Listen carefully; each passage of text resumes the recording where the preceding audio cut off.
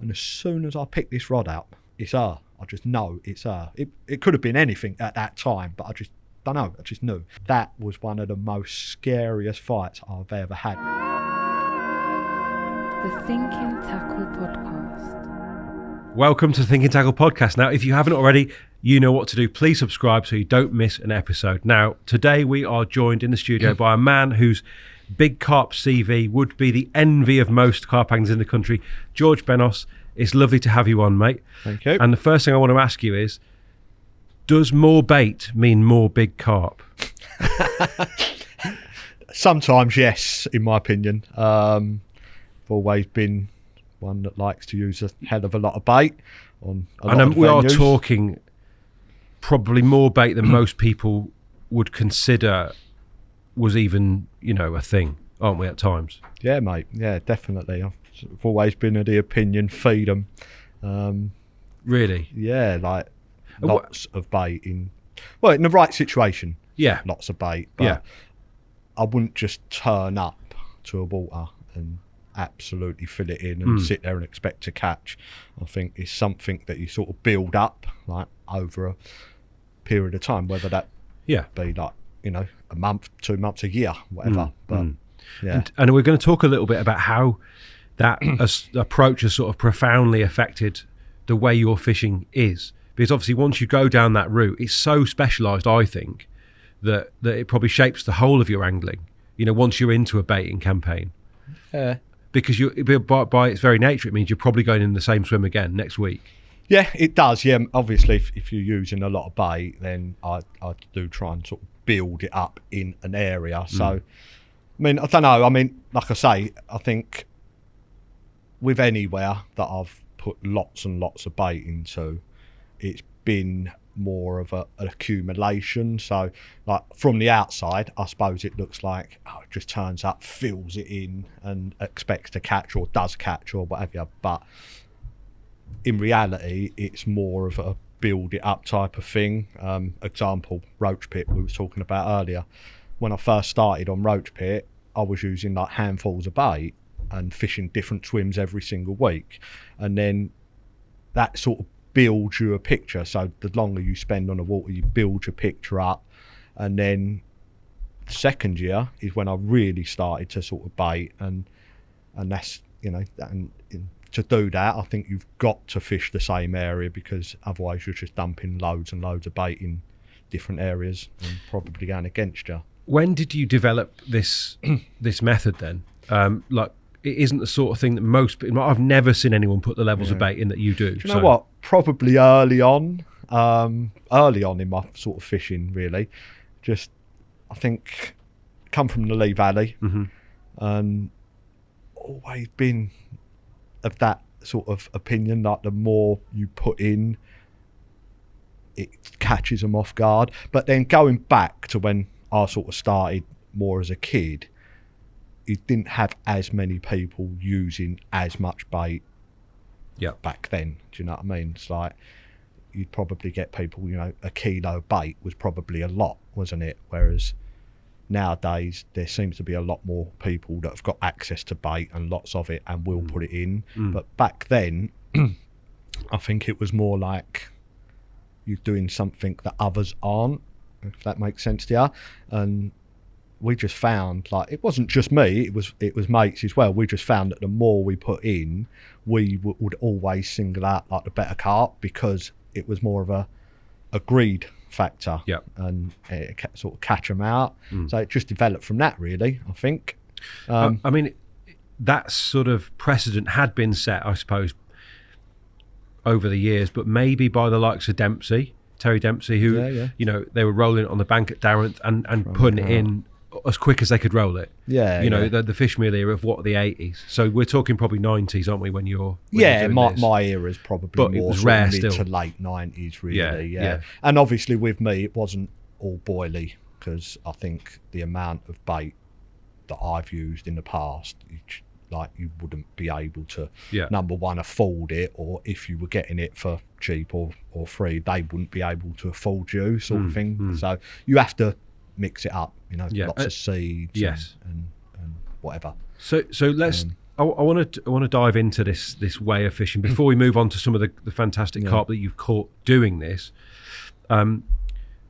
First of all, spot selection. I think before you even considering what bait to put in, how much to put in, you've mentioned that you fish around a bit to start with, but how do you decide that our spot is worth investing what is a lot of time, effort and money into? Yeah. So I think, obviously, like I said, you fish around, and I spend a fair amount of time on the bank. I fish fairly regularly. I'm there week in, week out. If I want to go and catch a specific carp or a group of carp, I'll be there and I'll put everything I've got into it. So I think, like I said earlier, it might take you a year to build that picture up. So, you're looking for swims that don't get fished a lot. If you go and try and fill in a popular swim, the chances of you getting into that swim every single week are quite low. Also, what you're seeing. So, if you're fishing somewhere and you're seeing fish show at a certain end or a specific area or what have you, and you sort of build up your picture, and then obviously I'll start fishing that area, but I wouldn't go into that area all guns blazing as such. I'd try and build it up. Again, a little example, Roach pit. I started fishing Roach pit.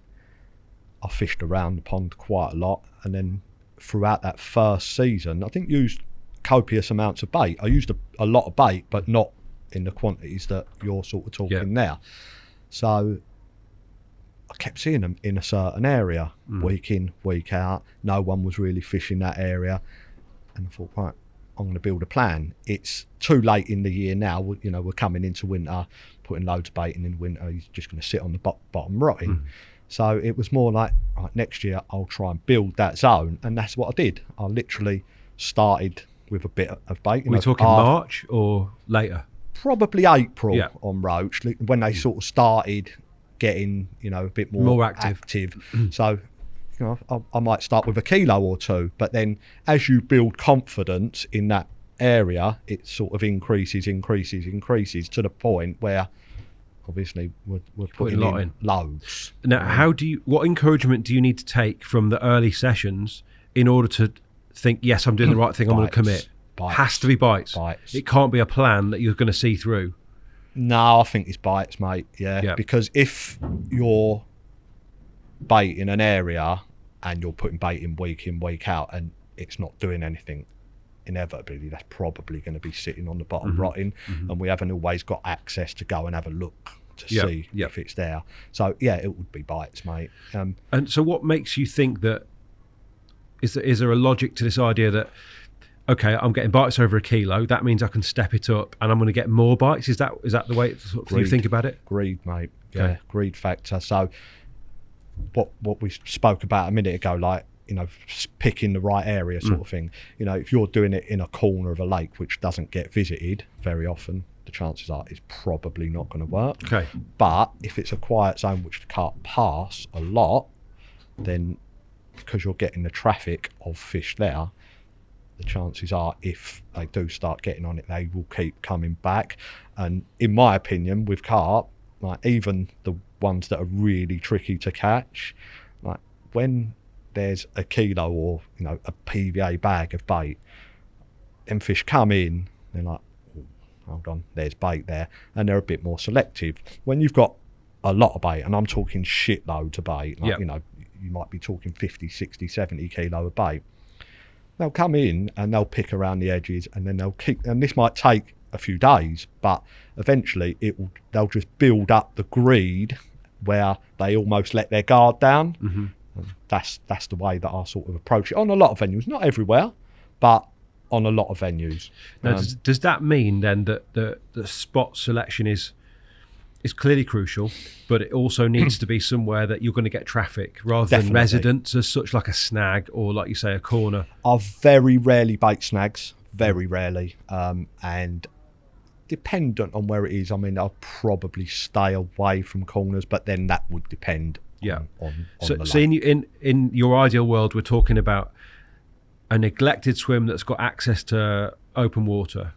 Correct. Potentially. Yeah, definitely, yeah.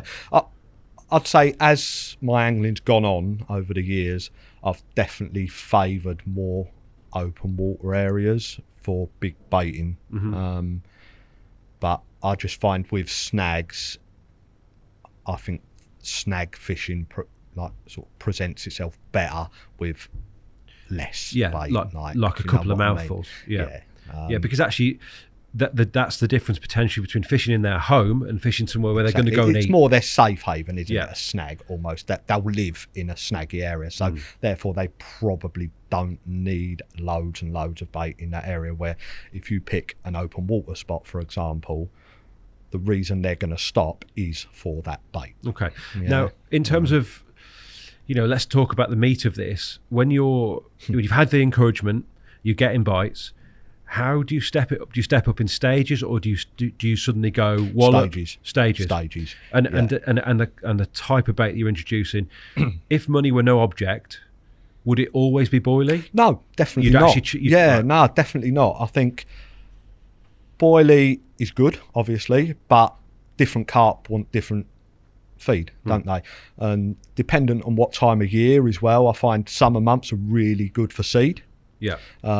Other venues, pellets are really good. Other venues, boilies are really good. Example, I fished Wellington Country Park for a year once, and they just like boilie, and that was boilie only. Yeah.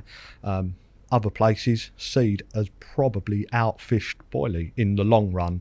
So it would just be try and gauge what them particular carp like. How do you do that though, George? Because that, you every time you go, you have to decide what you're going to take, and you're potentially wasting a trip, aren't you? You are, but again, I think it's because you're there so much, and you're learning off of other people as well. You go so on you'd listen to someone who said these fish like party blend, correct, 100%, or like 100%. They like a bit of maize on it or whatever. Listen, you never work it all out for yourself, do you? So definitely, so your ears are open. What slightly amuses me is your ears are open. You turn up to a lake. First year, you put in your small amount of bait out, and everyone's probably like, George Benos, you don't actually use that much bait. And then year two, you're like, actually, I think hold my beer. You do, though, don't you? You build up a little bit of a reputation where you're a big baiter as such. And we're going to talk about the fact that doesn't always happen for you as well. But because of the levels that you do use, it makes you a fascinating subject for the start of this podcast, at least. Yeah, right. So, talk to me through your sort of like, in the absence of information, your mix is always going to include seed, is it? Yeah. Or pellet, dependent on what time of year, obviously. As we get into the warmer months, it would always include seed. Why don't we use Roach as an example then? Right. When you did come back in the April of the following year, and how did you decide on areas? If you can be specific about what exactly the spots were that you picked, and why? On Roach, I'd done quite well both my seasons. A lot better on the second season because of the sheer volume of bait that I ended up using. But towards the end of my first year, I settled in a swim called the Caravan. And that was, I don't know if you sort of know Roach, but it was almost like two ends with a bit of a channel going through the middle. And although I never fished it a lot the first year, I always used to notice the fish coming through that channel a hell of a lot. They used to have a big tower thing that used to be able to climb up on top of, and you'd always see them just under the surface cruising, going from end to end. And I thought, that is a good interception point because they spend a lot of time there. So it was more like, right, that is where I'm going to try and target. That's fascinating in itself, because you're choosing somewhere that you've not seen them dip down, but they're going to notice your bait. Exactly. So almost the pulling power, you're relying on that to sort of affect their behaviour. Definitely, yeah, definitely. And it did, and it worked. And it was literally, I came back in that sort of March, April time, like we sort of spoke about earlier, started with minimal bait, what do a lot of people call minimal bait. I'd probably use, throughout a three-day session, 5 kilo of bait, which to some is a lot, but I'd always make sure I put a fair amount of bait in when I left. But when I say a fair amount, I'm talking like a bucket. Yeah. So still within the realms of what most people would consider standard angling. Exactly that. And obviously, as you start to gain confidence in that area, you sort of increase. And that's how I do it, really. And in terms of that, on Roach, what was the mix that you went in with? What percentages of the different? So when I was heavy baiting, let's just push through from April. So how did it change? What did you have to start with? April, it would have been mainly boilie based. Yep. So, you know, 5 key boilies with you. 5 key boilie maybe with a bit of pellet and a bit of hemp. And across your trips, because you've got, you've arranged your life to the point where you can do 3. Is it 3 nights generally you do? 3 or 4. Yeah. More so nowadays 4. Is it little and often with the bait? Like you've got a certain amount per night that you would naturally start with? No. So go on. Dependent, if I think the area's having it, and I've built this up, it's not I'm just turning up, whacking a load in. If I think the area's having, I'd feel no way of turning up for my session and putting 30, 40, 50 kilo bait out. Yeah. And having backup in the van should I need it. But I was more, when I've got an area or a spot really rocking, I would generally fill it in from the off and top it up as I'm getting bites. Yes. See, this is going to be really the interesting part to me. Is obviously a lot of these venues are a long way from where you live. True. So you fill it in when you leave potentially. You're coming back and expecting how much to be left? Any? None? Probably none. But you say that, take Roach Pit again, for example. So that was 125 mile each way from home. So I'd take a lot of bait with me. I'd fill it in when I left. On Roach Pit, we had access to a boat. So we was allowed to go out on a boat to bait up, not to drop hook baits and stuff, and to be fair, very few people utilised that for whatever reason.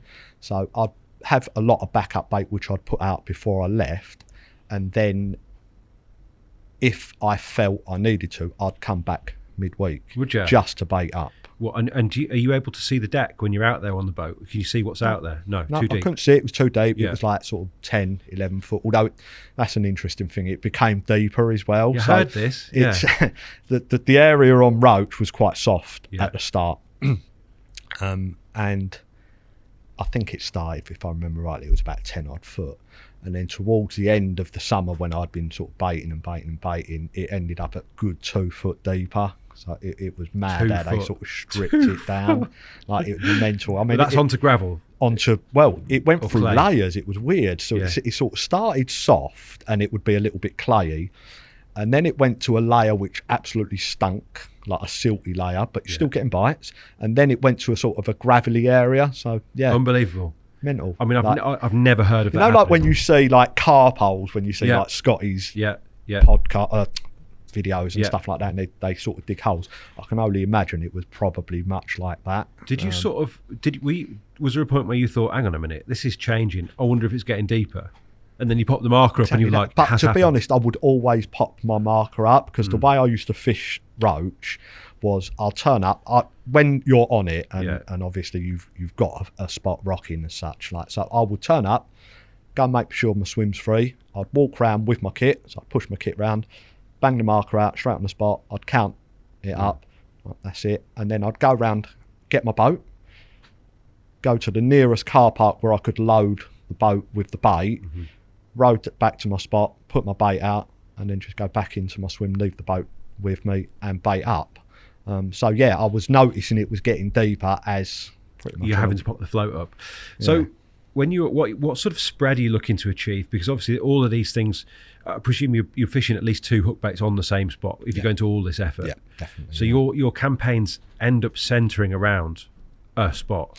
Definitely, yeah. I'm more that way inclined, to be fair. When I'm baiting, I will put all my efforts into sort of that one spot as such. So I personally think if you bait 2 or 3 spots around the same swim, you're just sort of almost shooting yourself. You're diluting the exactly efforts. Exactly that. So I'll go balls deep. And how wide a spread? So if I'm fishing a couple of rods, it might be an area, I don't know, size of a couple of bivvies as such. I will spread it around. Yeah. If I'm fishing 3 rods on an area, I might spread it around sort of a size of this room or something. Yeah, 2-3 rod length area.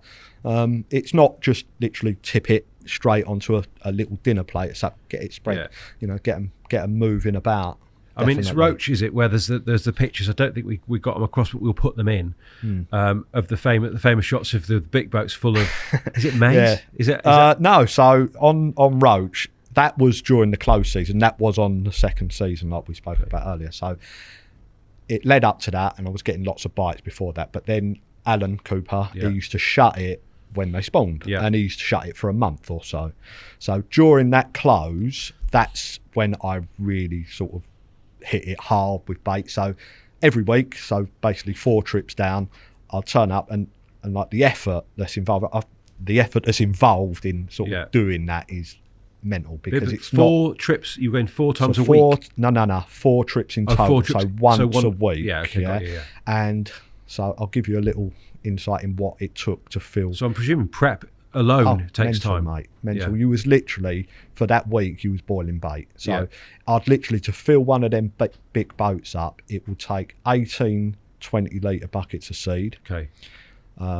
2 sacks of pellet, 2 sacks of Vitamin, and 40 kilo of boilie. That's what it got on a week, which seems mental. And I probably wouldn't fish over that amount, but because you were sort of pre-baiting, that's what we did. So I bet Alan was loving it, because I don't think he knew at the time. To be honest, most fishery owners like a bit of bait going in, don't they? Especially of that sort. Yeah, but no, that was probably the most I've ever put. I was about to say, is that the sort of the peak of your massively baiting? But at that time, they was absolutely having it. So I would literally rock up, and after that sort of big baiting stuff, obviously we come back and we had a draw for swims. Right.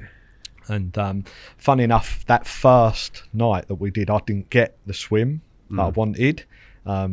Unbelievable. What an anticlimax.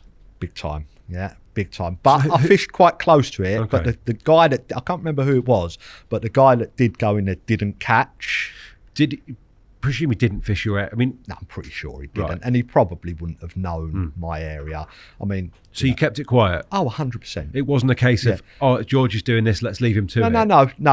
No, I kept it quiet what I did during that close season. But to be fair to a lot of the Roach lads, they was bang on, and a lot of them did leave me to it. You know, you'd get the odd one go in there, but it was weird because even guys that were going in there were not catching, and they'd still, you know, my spot probably wasn't that hard to find, but you'd see, you know, you walk into a swim when someone's in there and you'd see they've got their rods round to the right, so they're probably quite close to your area, but they weren't really catching. It was weird. And then I'd go in there and I'd catch on the first day.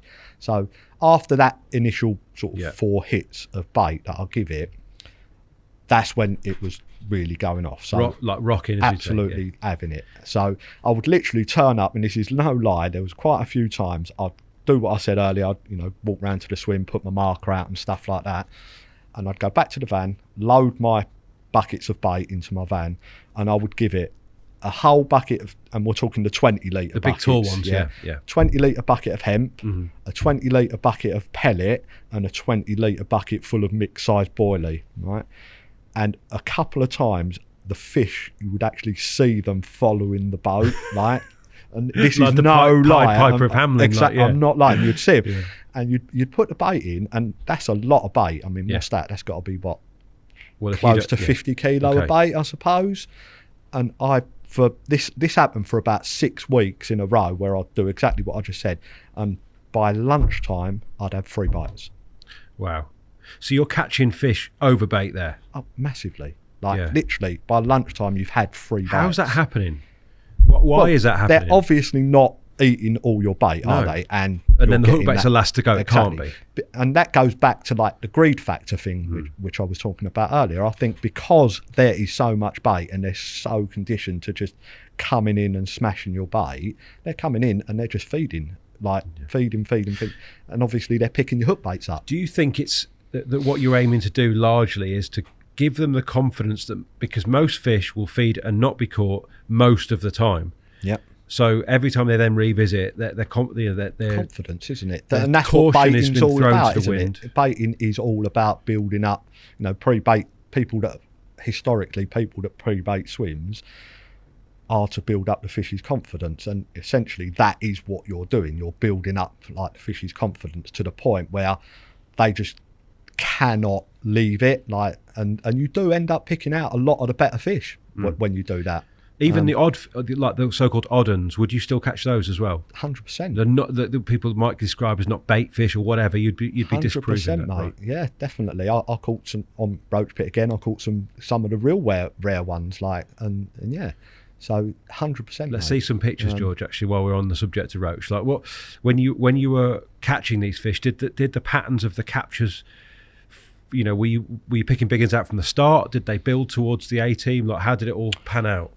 I'd say it was a bit of a mixture. So it would just be, you know, it could come at any time then. Exactly right. Yeah, and it was bites all the way through as well. It wasn't like just bites in the morning or bites at lunchtime. Right. It would be like a thing where you would get bites at any time of the day, and funny enough, I caught one which was a real sought after one, the big linear or big lin, as we used to call it. It was a mid 40 pounder, probably one of the best ones in Roach at the time.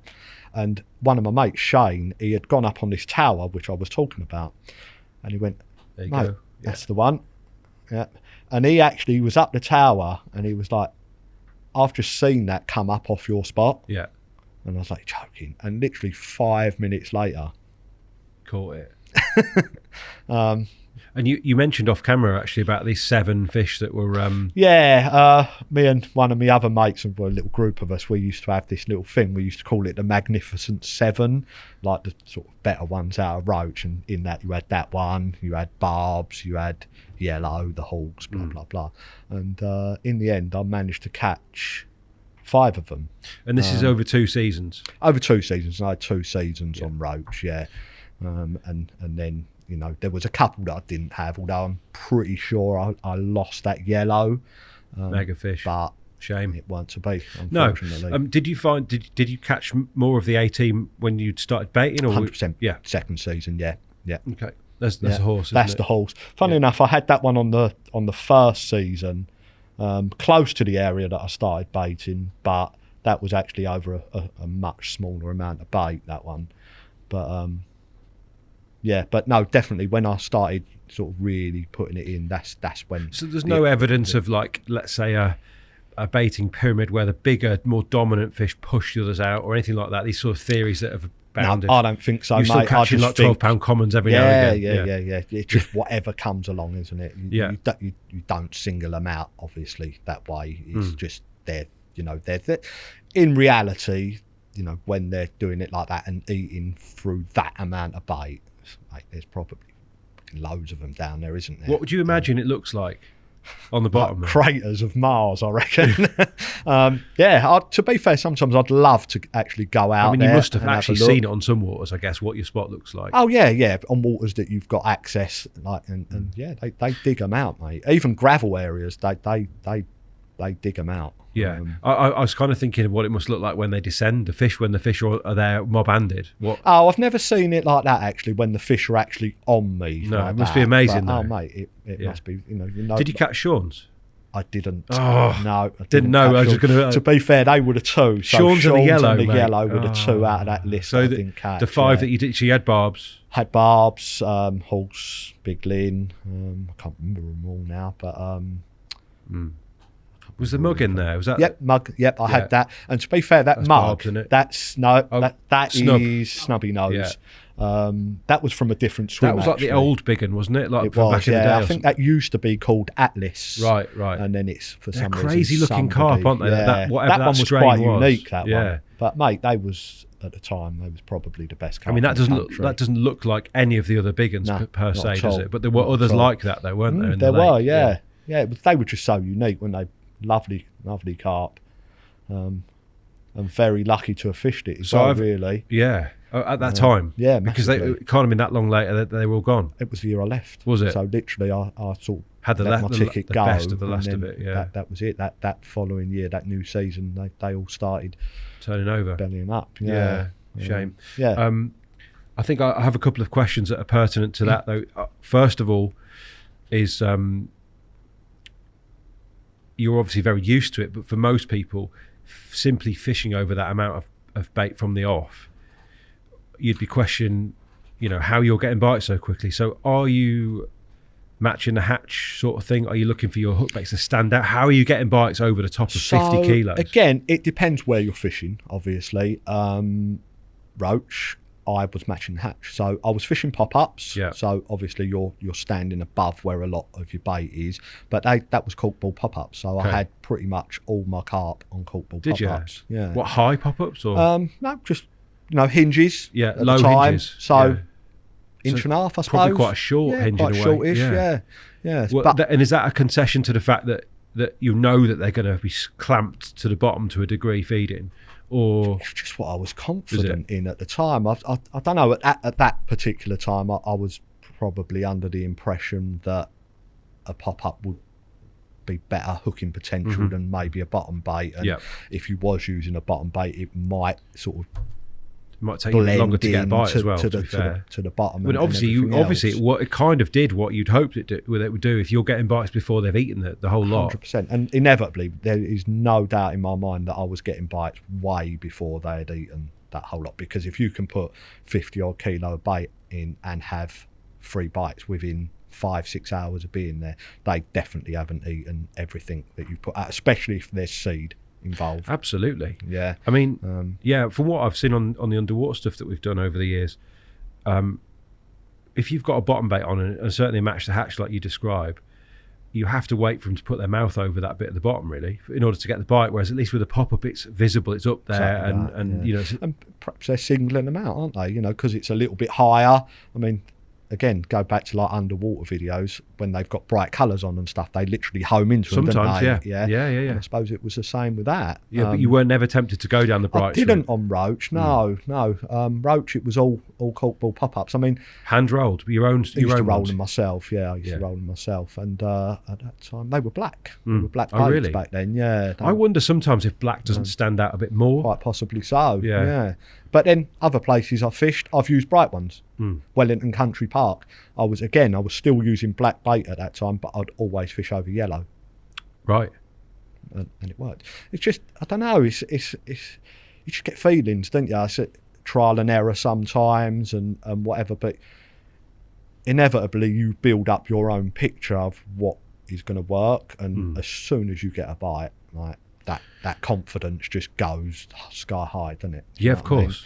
Of course. And obviously once you're locked on, then the likelihood is, from what you've seen over the years, that actually it's going to carry on getting better. It does, but it does die eventually. That said area on Roach Pit, that lasted a good while, but there came a time, and that was sort of coming on to late summer, where it just died a death. Does that does that happen quickly, or do you start to get fewer bites? So is that down to purely the fact you've caught a lot of carp off that spot? Probably. Right. And I think in the end they end up being almost scared to go to that area.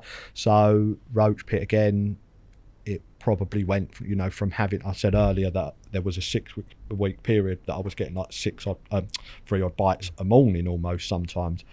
And then as it sort of started to die, you might get 2 bites in that whole 3-day session. And then you start to get the feeling, hold on, they're backing away. And at that time, when that happened, that's when I moved to a different zone. Didn't quite use as much bait as there, but that's where I caught that one that you guys put up earlier, Snubby. Yeah. Yeah. I wonder if he'd fed or she'd fed on the original inevitably, spot. Mate. Yeah. Inevitably. Do you think you've got the whole stock there, like visiting you at times? 100%, without a doubt. I reckon every single one of them carp had fed on my bait, without a doubt. And obviously you never catch them all, do you? Well, no. I mean, it sort of strikes me that probably what happens in the end is the reverse of what happens at the start. At the start, they're visiting a lot. Most of them haven't been caught and don't get caught. They just get free food. And by the end, you've caught most of them, so that they start to really... Yeah, and incidentally, it's quite funny because that area, I don't think I had any repeat captures. What? That area, on that particular lake. I mean, obviously, other places I've been, I've had, the same fish 2 or 3 times from said spot or area. But Roach Pit, I'm pretty sure I didn't have any repeats. It feels to me like that would be more standard in a way. Like once you establish an area, you kind of feel like... No, it's almost like they was taking it in turns. Do you think that because of the nature of the lake at that point, the fact it was a passing area rather than a residential area, if you like, that's why the fish weren't remaining in that spot, and they were like, I'm not going back there? I mean, maybe, but at the time, like when it did start fishing really well, there was a big band of weed that had built up, like literally, and I was probably quite lucky to where I sort of decided to bait, because literally half a rod length past my spot was like a wall of weed, and I've no doubt they were probably sitting behind or in that weed and then literally coming in and out. I mean, given that you like to stay, you know, and push these spots out as long as you can during a year, you will presumably have to deal with the fact that the weed changes and all of a sudden your line lay might not be as good. Do you kind of garden this areas to make sure 100%, yeah. Right. So again, Roach pit, if weed was coming up between me and the spot, I'd go out in the boat and drop a rake and rake it in. Yeah, definitely. So I will always try and keep them clean. Although, dependent on where you are, I mean, yeah, line lay I'm sure makes a massive difference. But in some cases, when they are just so tuned in, it don't really seem to make. You know, you can fish them slack, you can fish them bowstring tight, and they're just going when they're on it. Yeah. You know, obviously every circumstance is different in it, but yeah, I would definitely try and keep it clean or gardening, as you call it, or whatever. Yeah. So I have, like I say, I have a few things about this I still want to discuss, and one of those is the reaction of other anglers, because obviously what you're doing is quite unusual. Dread. Do you have to reassure people that, look, you know, I know what I'm doing? Yeah, I suppose, yeah. Sometimes, yeah. In fact, the risk is all yours rather than it ruining the lake. Yeah, again, that depends on where you're fishing, because generally the areas that I've fished more recent years, there's a lot more competent anglers, and they pretty much know the deal as such, so you don't get too much backlash. But obviously you're going to get people talking behind your back, which inevitably ends up coming back to you because they tell people that you know and stuff like that. And yeah, he's filling it in, he's ruining the lake, you know, that's going to sit there rotting on the bottom, blah, but then blah, you're blah, proving blah, that blah, it does but that if you're happen, catching, right? Then that's clearly not sitting there rotting on the bottom, is it? One particular case, it was a club water back near home, and I actually fished it when Burfield got closed for spawning, so it shut for a couple of weeks. I thought, right, I'm going to get out this week, I'm going to go to this local pit, and there was an area, and there's like a rope either side. Basically there's an island that comes off the bank, and the fish love to sit behind this island. And they put a bit of an out of bounds area there, so they've got a rope either side of it, and you can cast as sort of tight as you can to this rope, and you know, a lot of the carp are always sitting in that sort of bit of out of bounds. And I turned up there, and on that particular place they just loved bait from the off, so I was literally piling it in, and I'd been there a couple of days, and I'd had quite a few fish, and I'd had a bite. So my second rod, 2 rods only, literally first rod went, second rod went, so I was like, right, opportunity to go and put a bit of bait out. And I had a wheelbarrow, and I literally wheelbarrowed my bait round in this wheelbarrow, went past this old boy, and he just looked at me in disgust, and he was like, you need a wheelbarrow to put your bait out? I went, yeah mate, they love it, like that. And literally I put 2 buckets of bait out, again 20 litre buckets, come back, cast out, had a bite within 15 minutes of putting that amount of bait in. And like he was opposite, and obviously seeing what was going on, and he must have just been sitting there just going, my God, I can't believe it. But it worked. What percentage of people would try and follow your lead on these waters once they see what's happening? Not so many. It doesn't dilute what you're doing? No, not so many. I just think people think when you're putting that amount in, you just think, nuts, mate. And not only that, obviously everybody gets different amount of time to fish. So, you know, if you're someone that can only do an overnight or a night a week, you'd still be fishing over 10 key though. I probably would, yeah. But in their sort of mind, they're probably like, I can't compete with that. I'm not going to sit, you know, he can sit there 3 nights a week. I can't do that, so therefore I'm not going to put. How do you feel when people trot that stuff out? Because 2 of those things are effectively suggesting that they're minimising your results, aren't they, by saying you've got time, you've got bait.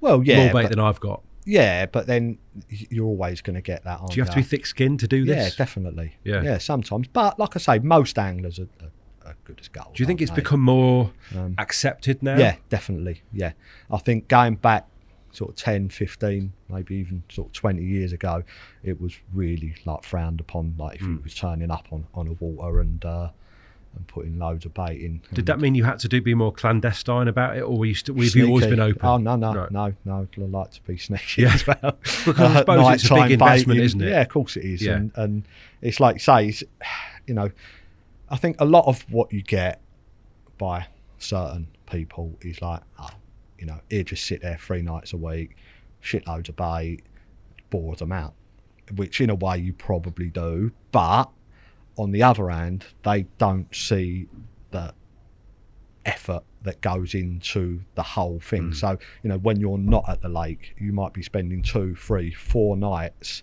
while you're not at that lake, boiling your bait, getting bait ready, whatever. So there's that, coming down and pre-baiting. Burfield, I'm down most weeks pre-baiting, and all that is time, isn't it? And mileage. Burfield's 70, 80 miles from home, so to do that, that's a 6-7 hour mission to go and bait up, and when you've got to spom it out, that's even longer. So we need to talk about how you fit this in, because it's important to point out at this stage you're a working man with a family. So how have you been able to do what you've done, given that you're a working man with a family? Probably an understanding missus, I reckon. But no, I work shifts. So I work for a breakdown company, and I work shifts. And to be fair, I've got a really good shift pattern. And a lot of that is midweek. And is it a good shift pattern because that's how it is, or is it because you've been able to sort of tweak it over the years? I've tweaked it over the years and made it work for me. So I use a lot of my sort of annual leave or holiday or whatever you want to call it, and I'll bolt that onto rest days and stuff like that. So dependent on where I'm fishing and the rules, I can then tweak that to work. So what does a week, so including prep and time with the family and work and fishing, what does a 7-day period look like for you when you're in the swing? Yeah, you see, mine doesn't really work as a 7-day period. So my pattern at the moment is a 5 on, 4 off. So it's more like almost like a 9-day thing, if that sort of makes sense. So I'll have my fishing, I'll have a night, which is the 4 off presumably. On Burfield, where I'm currently, is generally it's 4. Some weeks it's 3, but generally it's 4. But that's not in a 7-day period, like I said. So it's over a shift block. I'll have like my 4 nights, and then I'll have a night or 2 off before I go back to work as well. So I suppose that's when you're at home, and then obviously while you're working, you're also at home. But then that's where are the hours unsociable with the breakdown stuff? Can do be. You get to see the missus and you've got 2 daughters and stuff, of course. like No, it can be unsociable, don't get me wrong. I mean, if you're doing an early block, you might start at 8 o'clock in the morning and finish at 7:30 at night, but you've still got a couple of hours there. But on a later shift, you might not start until 3-4 o'clock in the afternoon, so you've then got that whole day. So you've had time to get stuff done, like around the house, whatever's needed doing, see the family, and then you're off. Exactly. But we're a selfish old bunch, aren't we? Really, can be, handlers. So I suppose in reality, the time you spend at home is probably, you've never had to sort of fight for those 4 nights for 4 days. Like, no, I think she wants to get rid of me now. Well, you wouldn't. To be fair, that would be even more time then, George. No, I mean, just wants me out the house. Oh right, see what you're saying. Yeah. But no. No. She knows. It's why you can do it. It's presumably without that, you wouldn't be able to do that. I mean, if you've not got your home life stable and at home, then that ain't gonna work, is it? No. I mean, that it's often said, isn't it, that if there's the remotest bit of doubt about what's going on in the background, or guilt or whatever, you can't go and fish properly. All the time, can you? Carp anglers end up splitting up with wives, girlfriends, whatever, and then they don't fish. And especially so on the sort of waters. It'd be fair to say that you fished, some really high profile lakes, which does attract the sort of the sort of bigger names, a lot of people with more time, more that sort of of circuity waters, if you like. Yeah, but then, unfortunately, that can be part and parcel, can't it, with the type of fish that you want to fish for. And you don't mind mixing it with that in those circles? Not at all. No. I think I said earlier to you, didn't I? Off camera, I just look at it as just become part of the problem, mate. Yeah. So don't worry about that. Doesn't faze me. Okay. No. No. And not is at all. that and I've got the time. I was going to say, is that because you feel like you've got a parity with everyone else? I've got the time, haven't I? So the biggest thing in carp angling is time. There's no doubt about it. Would you make a differentiation between big carp angling and carp angling as a whole with that?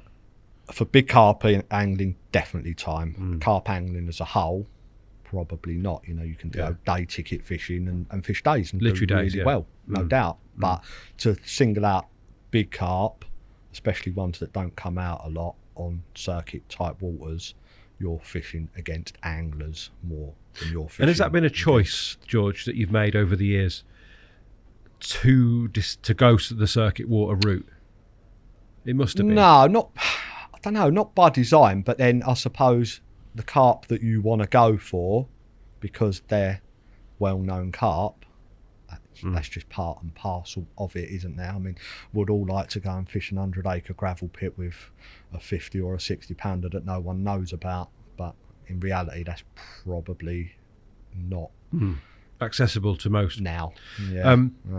Let's wind the clock back and let's talk a little bit about how things started off on the circuit type waters, and I'm guessing that probably means the manor for you. That was probably the first circuity water. And actually the Annie at the time was a very, very famous carp. It had been probably been a lot of people's first big one, hadn't it, the Annie? Because you'd come through a decade where there really weren't many big carp around. And this was a huge carp. And it was fairly accessible as well, wasn't it? That one, it wasn't a mega difficult ticket to get hold of.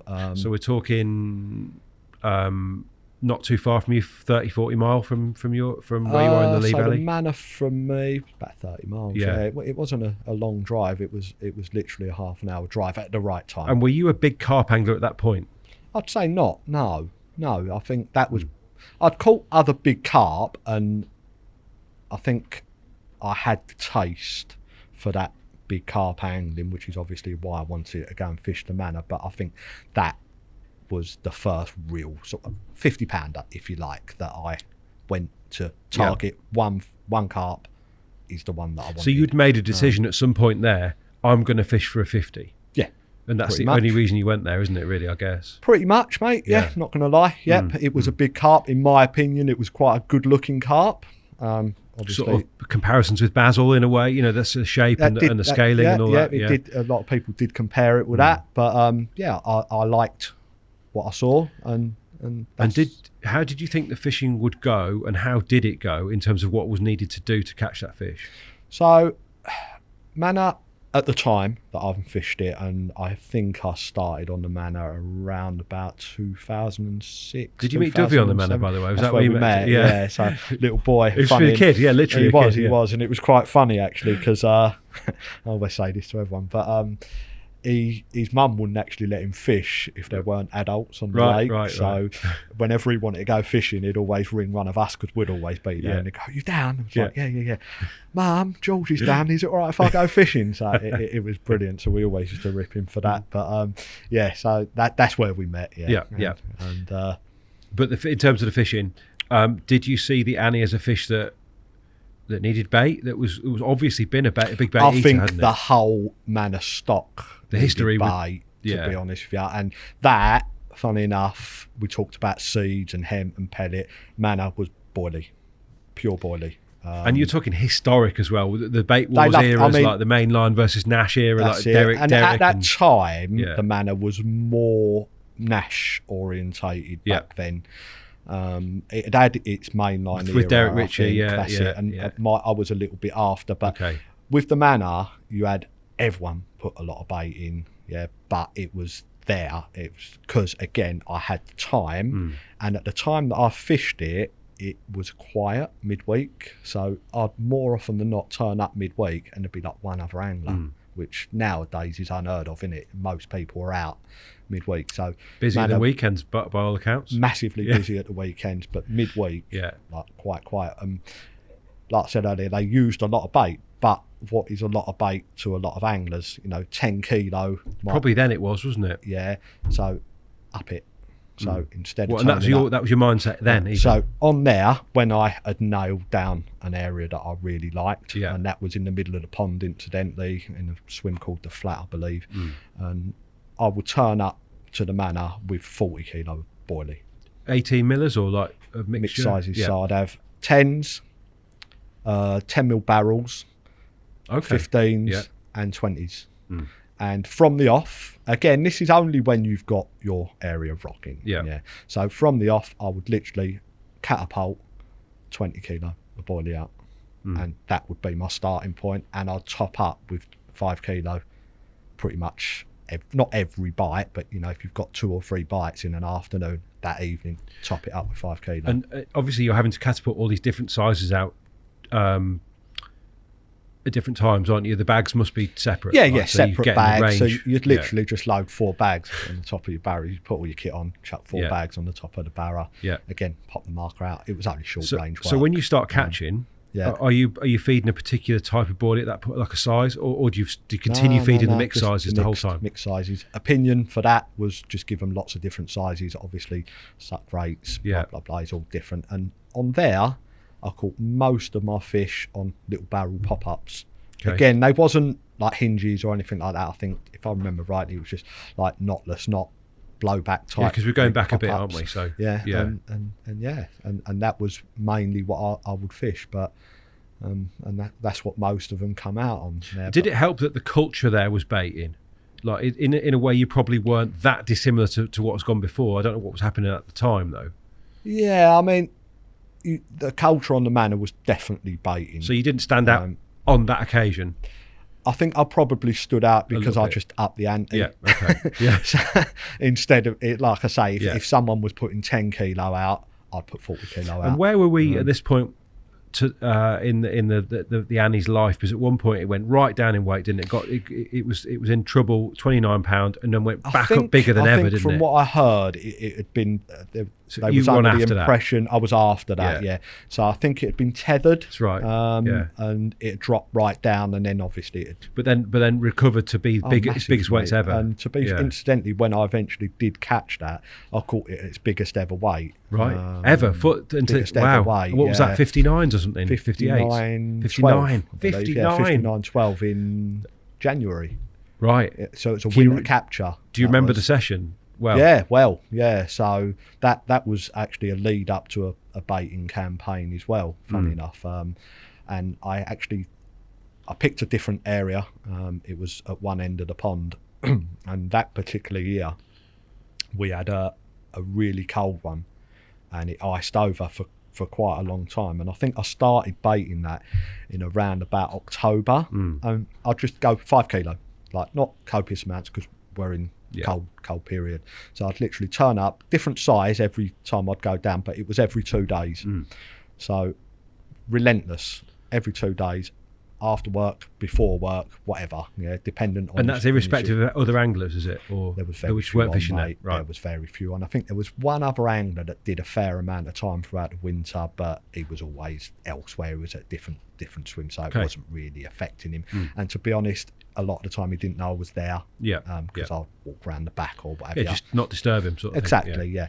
And it was, like I say, 5 kilo bag every other day.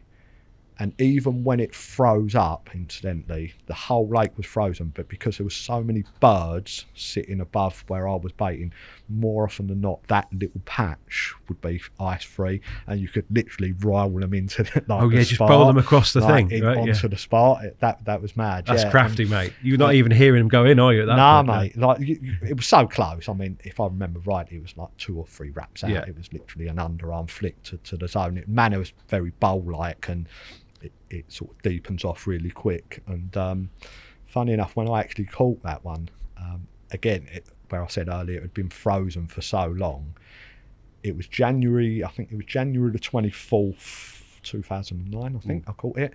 And that was my first session after all this bait. So from October, I hadn't fished the swim. Right. I don't think I'd actually fished the manor because of a lot of this ice. And I baited, and that was the first warm day that we had, and that was my first session. I turned up, and it was still frozen. but it was a warm day, and it was thawing, and literally as the morning went on, it was thawing. The spot which I ended up catching her from had ice on it that morning, but literally a couple of hours went by and it just kept pushing away, and I literally put my bait on it. At the time, I think I had that on a snowman hook bait, so literally flopped it out onto the spot, put it all down. I was using fluorocarbon at the time, so I peeled loads of line off, let it settle, and done the other two rod, or the other rod, or the other two rods, whatever it was.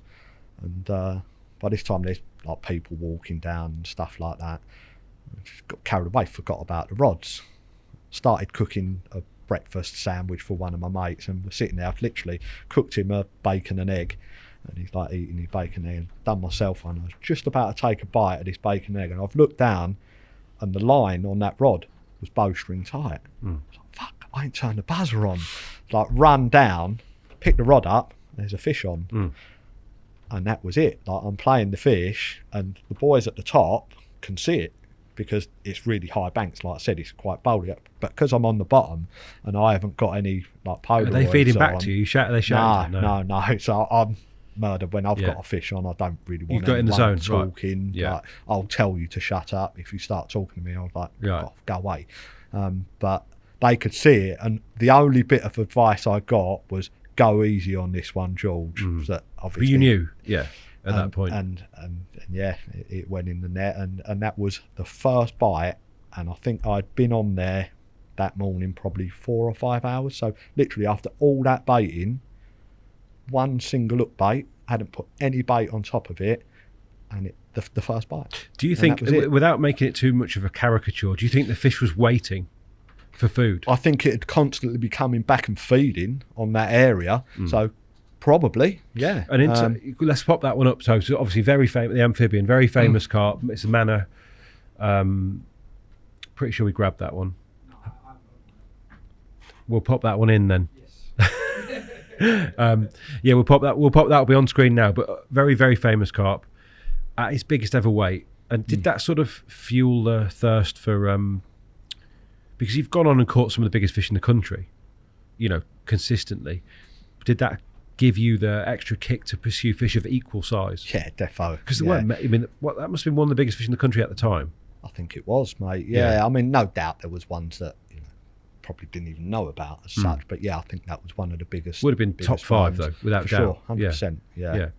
And yeah, it does. I think once you've caught, it's not. I don't think it's about like beating your PB as such, because I've never really been into beating my PB as such. But you caught 60 pounders, haven't you? So 60 pounder, yeah. But more just big carp. Yeah, I just think what's involved in catching a big carp, and especially if it's a special one, or you think, I mean, it's a special one. It's just that's what gives me the drive, the buzz, and to do everything. Are you interested in history? Because obviously the Annie, for instance, you could trace that fish back over many years, to people like Derek Ritchie holding it in the sort of in 1991, let's say. I don't know when it was, but yeah, I'm not massive on history. I won't know the in and out details, but obviously I do tend to fish for what I and probably a lot of other people think are more special fish ones. With history. Yeah. One thing about the Manor campaign I want to address. Were you paying for your bait at this stage? I was. So that's really important, because people are going to be listening to this thinking, well, it's all right. It's easy for him, yeah. No, I was paying. I wasn't paying lots of money for it. Obviously, if you're paying 6-7 quid a kilo, you can't afford unless you've got lots and lots of money to do that. I was getting it at a really good price, but I was still paying for it. So I was still spending 3-4 grand on bait a year.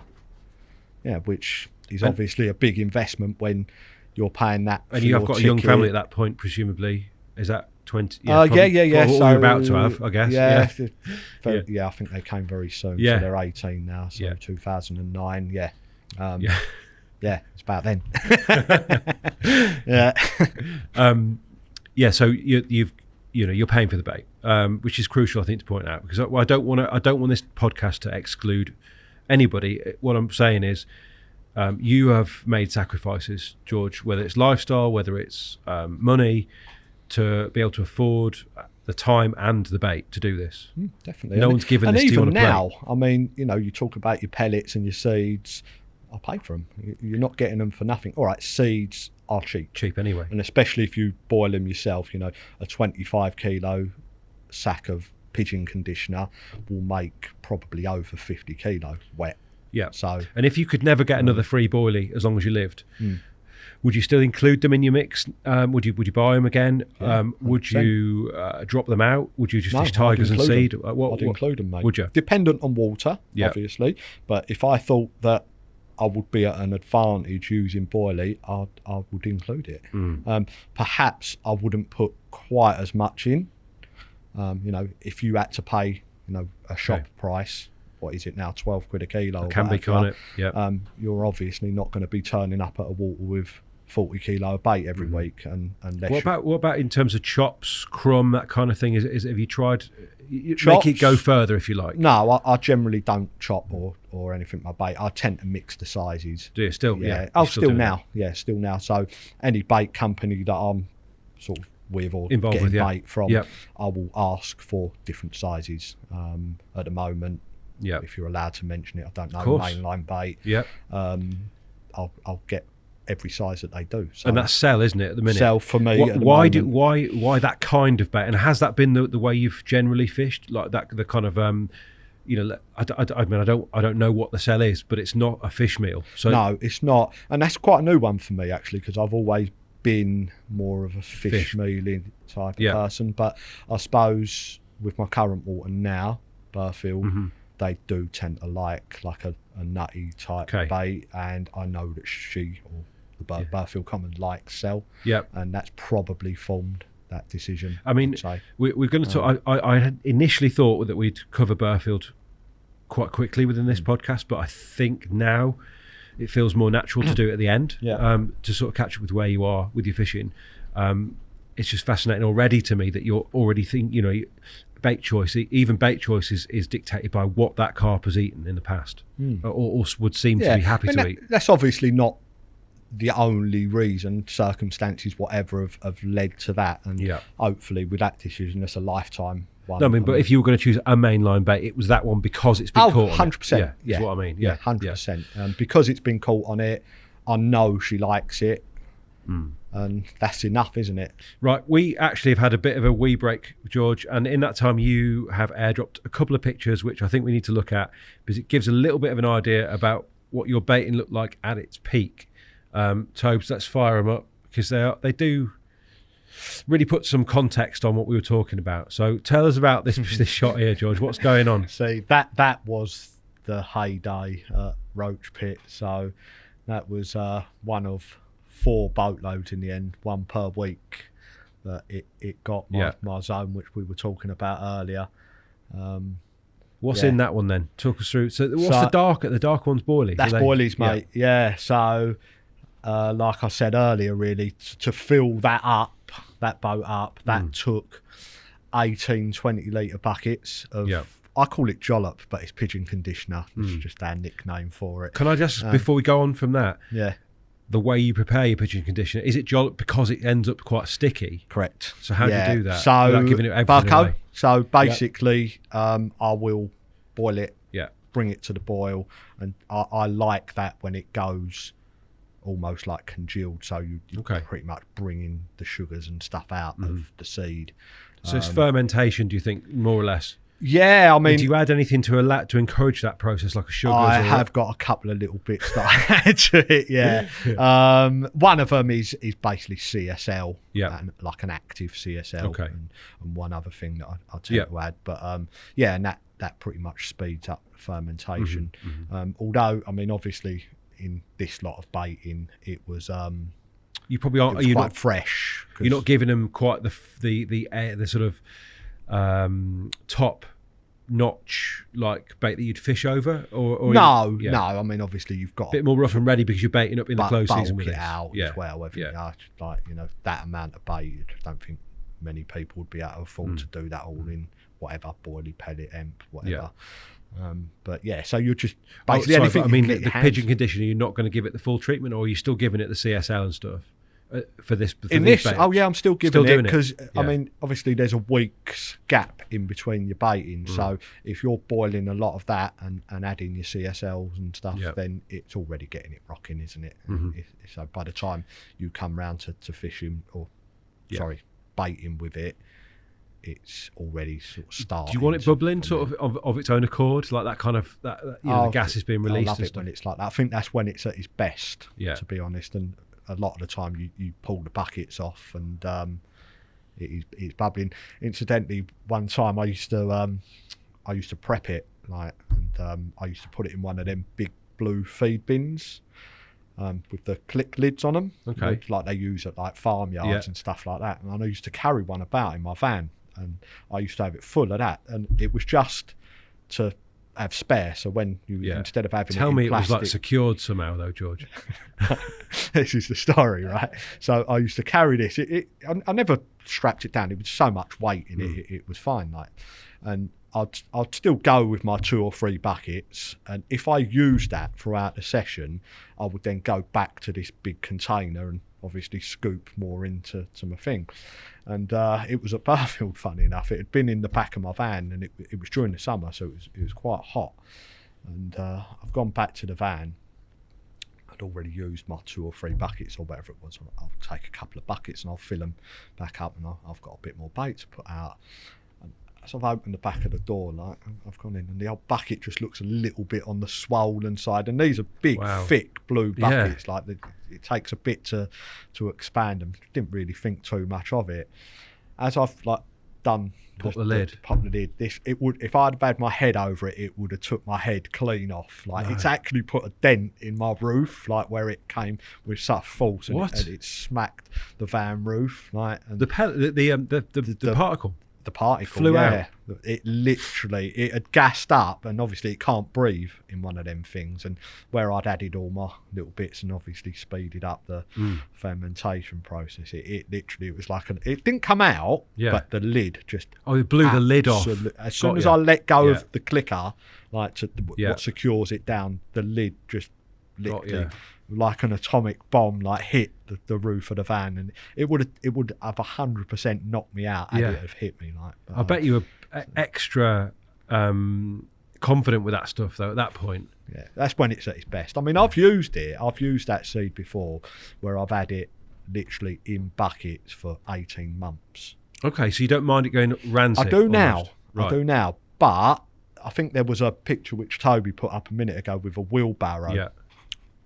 That was a different lake. That was back in the Lee Valley. But that particular seed, it smelt like putrid because it had been out. That's the one that had been in that bucket for like literally 18 months, and we was like literally almost sick while we were spomming it out. And were you able to see them accept that? I had bites that night, right, over that. But these days, I prefer it when it's just on that turn. Okay. Yeah. It's fascinating because some people like it, the rank stuff, don't they? Yeah, they do. And it's been used with hemp and all sorts. But I'd say nowadays I prefer it a little bit fresher. I'll tell you what, George, your bucket management must be exceptional. Got a lot of buckets. Yeah. Because mine always end up with a crusty film and stinking in the shed somewhere. Like you've got to keep on top of it if you're doing it at your level, surely. Definitely. Yeah. They're cleaned. Well, I clean them at the lake, like when I finish. Wash them out, put them out. Yeah. And stuff like that. But if I do miss it, I'll clean. I was going to say I can't imagine you ever taking any home with you. By the way, you fish. Very rare, mate. Yeah, it's going out. Very rare. I mean, I'll always have a bit of backup in the van, which you might end up taking back. But yeah, you don't carry them around in the feed bins anymore, then? No, I tend to put them in plastic buckets now because they'll breathe. So, have you got at any one time anything frozen, or do you tend to just use it? Yeah, I'll still freeze stuff as well. So if I'm doing a big baiting campaign, as much obviously depends how much boiler you've got, because my freezer is more for boiling. Yes. But if I've got room in there, I might boil up extra hemp and have a couple of buckets of hemp in there and stuff like that. The seed, I don't tend to freeze that because often. you want it to. Yeah, because that's normally done in between your session, and then that 3 or 4 days that you're at home, it gives it that time to get into sort of tip top. And you're never in a position where you think, I can't be arsed with this. Nah, man. Nah, definitely not. I can't be asked to go and prep another the same. No, I'm quite regimental, and I think we spoke about it earlier. I think, although results probably haven't shown it, I'd say the last 2 or 3 years fishing where I am, Burfield, I'd say I've probably put more into my angling than anywhere else. But obviously the results aren't going to be massive because you're fishing for fewer fish and blah, blah, blah. Yes. And one thing that led on to, I think, was this idea that actually, considering what you might imagine someone who puts 50 key of bait in at a time would take, you take very little fishing kit.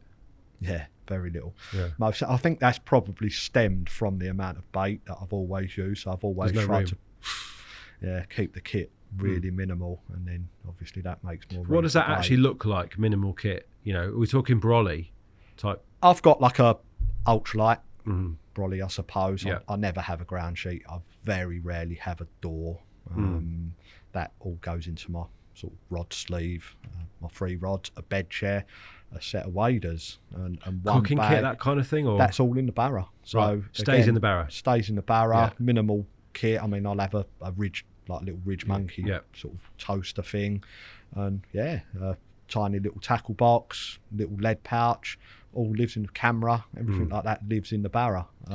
So it's been commented on to me before that you don't take a lot of kit. So it's obviously a thing. Yeah. Does it? This is not, though, interestingly, because you want to move. Because quite often you're not. No, sometimes I won't move. Definitely. I just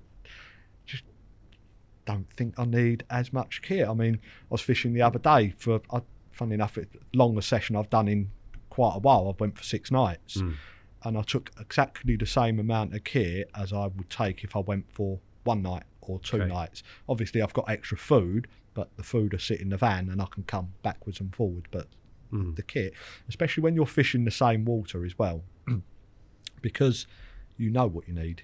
Your rigs are pretty much now down to what you're going to use. Your hook baits are now down to what you're using, 1 pattern, a hook, whatever. So you only need a tiny tackle box. I don't need to take a spare this, a spare that, and that situation, this situation. And obviously my van, what I've got is just my fishing van. Yeah. So any spares are in my van. So if I need anything, I can always walk back and grab bits. So I only take what I need. Okay. And that's been honed. Well, actually, you said it's always been the case, actually. Yeah, I suppose it's from the early days. I mean, when we all start, we all take way too much kit, don't we? But very early on did I start honing it down, yeah. Because I would have thought, actually, it makes a lot more sense if you're going to fish the same swim to just be comfortable. But I am. Yeah. I'm still comfortable anyway. Yeah. It's just the way I've always been. And I'll take what I think I need. I think if you take too many comforts, you end up getting drawn away from what you're actually there for, fish, if you know what I mean. Which is an interesting mindset, because obviously, you know, you've got, presume you want to enjoy it as well, though. Yeah, and I do, I'd say. But is it the focus that you can achieve by simply bending your will to catching that next carp that gives you the release from everyday life, or are you able to look at your surroundings, enjoy being at Burfield, let's say? Oh, definitely, yeah. I definitely enjoy being wherever I'm fishing at the time. But yeah, I think the biggest, the biggest motivation sort of thing. Yeah, no, where you're, I forgot my words now, but you know, like where it sidetracks, use your phones nowadays. Okay, yeah. Phones are the biggest, you know, we all do it, don't Absolutely. we? Do you? I don't know, do you? Oh, I do. Yeah, yeah. You're sitting there, you should be looking at the water, but you get drawn to Facebook, to Instagram, whatever. And we all do that, don't we? So that's probably my biggest thing that sidetracks me. But, but then I guess on a long trip, you know, they have their benefits as well. Yeah, I mean, we've got it all at a touch What of the did button we used now, to do? haven't we? God knows. And I fish like that, send Ives and all the rest of it. I fish with phones that it takes you 20 minutes to send a 3-word, like, or a you text. couldn't send photos with them yeah. old phones, but we must have spent more time looking at the water, surely. Yeah, or just thinking, I don't know, or listening. Certainly in the but winter. it's hard to imagine, isn't it, now? Like, because you've got so much access. Yeah. But with phones, like you said, you can look at the weather at click of a button now, can't you? Everything, moonfake, whatever, it's all there in front of you. Let's talk St Ives, because you mentioned it there, and obviously it's one of the. I kind of guess that after the Annie, it was probably the next real nationally significant big one. After the Annie, I incidentally dropped onto the North Met. Yeah. I think I said which earlier, is a local lake for you. Very local. It was literally on my doorstep. So I caught the Annie in January, like I said, and I think I spent most of the sort of spring and summer fishing North Met. And I had got my St Ives ticket, and that was in my mind. But I'll be honest, I was a little bit scared of going and fishing St Ives, because it was almost like, back then for me, it was like the next step up. Renowned for being really tricky as well. Mega low stock, like 8 or 9 carp, something like that. Maybe 1 or 2 more than that, but it was a very low stock. Although she did come out, that fat lady, it sort of done its 6, 7, 8 captures. Not exactly local again for you though. No, an hour and a bit drive, so 60 odd miles from home. And I spent, like I say, the spring and summer on the North Met, almost like building myself up. Do you know what I mean? To go on there. I mean, that's a proper lake in itself. Did you have the crays there at the time? No. Right. So back then, the crays, there was probably 1 or 2 in there, but they wasn't a problem back then. I mean, we used to be able to fish corkpool pop-ups. Right. You'd never do that on the North Met now. No. That last 5 minutes. So, but I think we got the best era. Did you have targets in mind when you were on the Met? No. So North Met was more a big stock. So obviously you had your L's fish, you had your moon scales and blah, blah, blah. A bit like Roach, there was a lot of big carp. So it wasn't one particular carp that I wanted to catch. It was any carp. Obviously, if you got one of the special ones, your moon scales, your L's, whatever, they were the end targets, but it was quite happy just fishing. Yeah. And were you still honing the big bait and approach, which obviously you've carried through? I reckon that's probably where I learnt it. Okay. So how did that develop then? Give us a window on that learning process. So for me, Lee Valley, having grown up in the Lee Valley, I fished a lot of the Lee Valley pits, and the North Met for me, it was never. I concentrated on just the North Met to catch everything I wanted. I sort of came and went in between waters. So perhaps I fished it before the Manor and then after the Manor and maybe after St Ives and done little stints on there. And because there was such a big stock of carp in there at that time, the more bait we gave them, the more we seemed to catch. Really? And it just sort of stems from there. Another example, and this is where I got a bit of manpower in to help us, and we used to fish one of the real popular swims on the North Met was called Bailiffs, and there was an area, the Long Chuck, we all used to fish it, loads of people.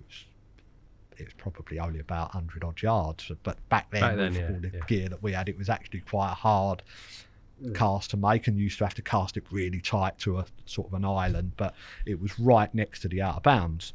So they'd always spend loads of time in the out of bounds, and this would be one of the passing points that they'd come, and you'd do bites year in, year out. And there was me and probably 4 or 5 other mates. We put out 100 kilo of bait. That was mixed of boilie and seed, and I had a bite the first night. Right. So we all went round to the out of bounds with our spawn rods and catapults. You was allowed to bait from there. Obviously, you weren't allowed to fish in there, but you was and to bait that, it was only probably 30 yards to the island that we was sort of baiting. And they all came round and give us a hand, and we sat there, put it all out in half the time, obviously, because there were so many of us there. And got the rods out and a bite that first night. Do you remember what fish it was? Lost it. After all that, I bet you didn't get any stick for that, George, did you? I don't think I told anyone. But I lost that first carp. But I think I had a week on there, and I can't remember which ones I actually caught. But so we had a few. They were very sort of distinctive, leathery. A lot of them quite leathery. Yeah, I mean, a lot of the old North Met stock were actually early Fisher's Pond. Were they? Strain. Yeah, like L's and even Moonscale, I believe, was it looks more like a Lee Valley, like your Glen Faber type carp or your smoked ham junkie, like those dinky sort of ones. They were a bit dinky, but I think maybe at the time, and a lot of them have come from other waters Okay. in the valley as well. I imagine a lot of fish had legs in the day back in the Lee so, Valley. yeah. A lot came from Pickett's Lock, Right. and stuff like that. But some of them were moved by the fisheries, and then obviously other anglers have probably moved them about in the past as well. It was one thing I did want to ask actually, George, was about, you mentioned about all your mates helping you get the bait out. We've covered so far Roach, where you've used a boat, but the commitment needed to spod or spom. Spod would have been the case back in the day, but spomming potentially now. Spodding, I think, Yeah. rather than spomming. Yeah. Would you still spod, do you? Oh, Burfield at the moment, a lot of baiting's done with a spod rod. Yeah. Right. Um, But the point being, that must take hours. massive. Yeah.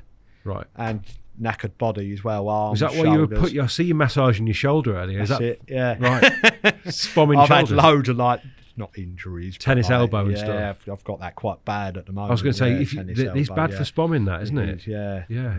But yeah, What are we talking then? If you turn up and you put out your standard big I mean, hit, obviously, you're not going to be putting 100 kilo out. no, with a but spar. even 30, let's say, Yeah. or 10.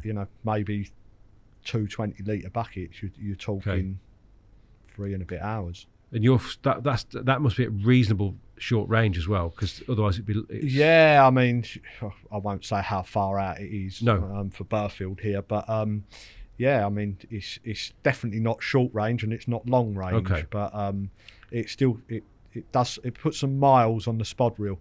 I bet. Do you destroy that sort of kit quite quickly or Yeah, not? spoms go through spoms like anything. Right. Reels, yeah, I mean, reels, I do go through them, but I mean, generally they're quite hardened now, and so they do last, but more so spoms. It actually sounds like you that's wearing out quicker than anything else. I think so, yeah. I think as you get a bit older as well, it's harder, isn't it? You need to start picking venues that allow boats, mate.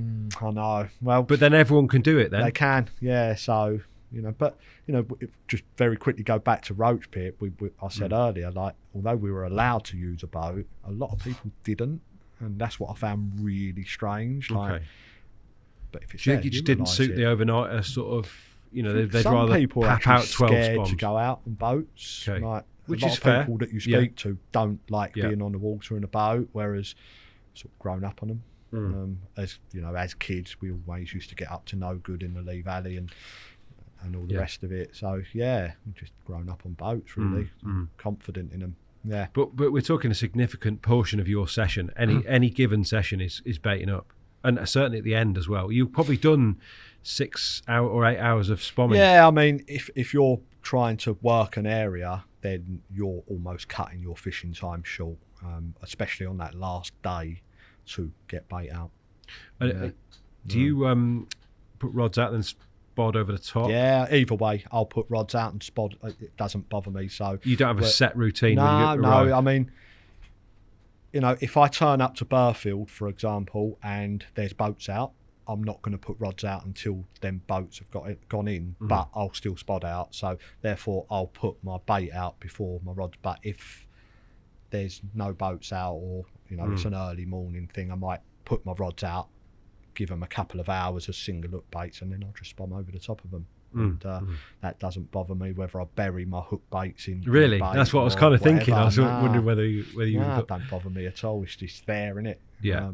I wonder what it actually looks like out there, though. Whether in fact you could ever bury your hook baits. Is it ever tight enough that could happen? Probably not with a spom. Yeah.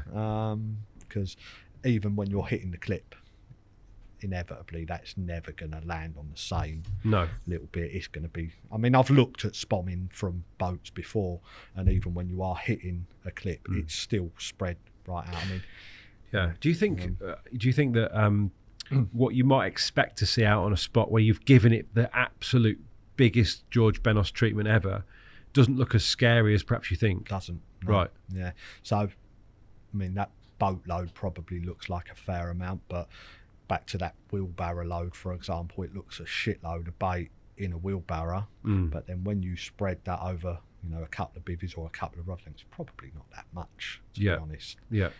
Do you think it's because, and I've thought of this in the past, that because of the angling culture, we identify certain quantities as a large amount of bait, when actually, because no one's ever been out and really looked, or certainly hadn't back in the day as much. Yeah. We accept that 10 keys a lot, but actually might be next to fuck all on a spot. I think if you boilie, if you put 10 kilo boilie on this table and spread it out, it probably wouldn't look even that much, cover it. Does it? Right. Do you know what I mean? Do you reckon it'd cover this table? Like, it wouldn't end to end, would it? It'd Absolutely be holes. not. No, Yeah. there'd be like loads of holes. And this is a tighter spot as you're ever going to fish, isn't it? You're probably never going to fish a spot that tight unless you're putting it out from a boat and you want to keep it tight.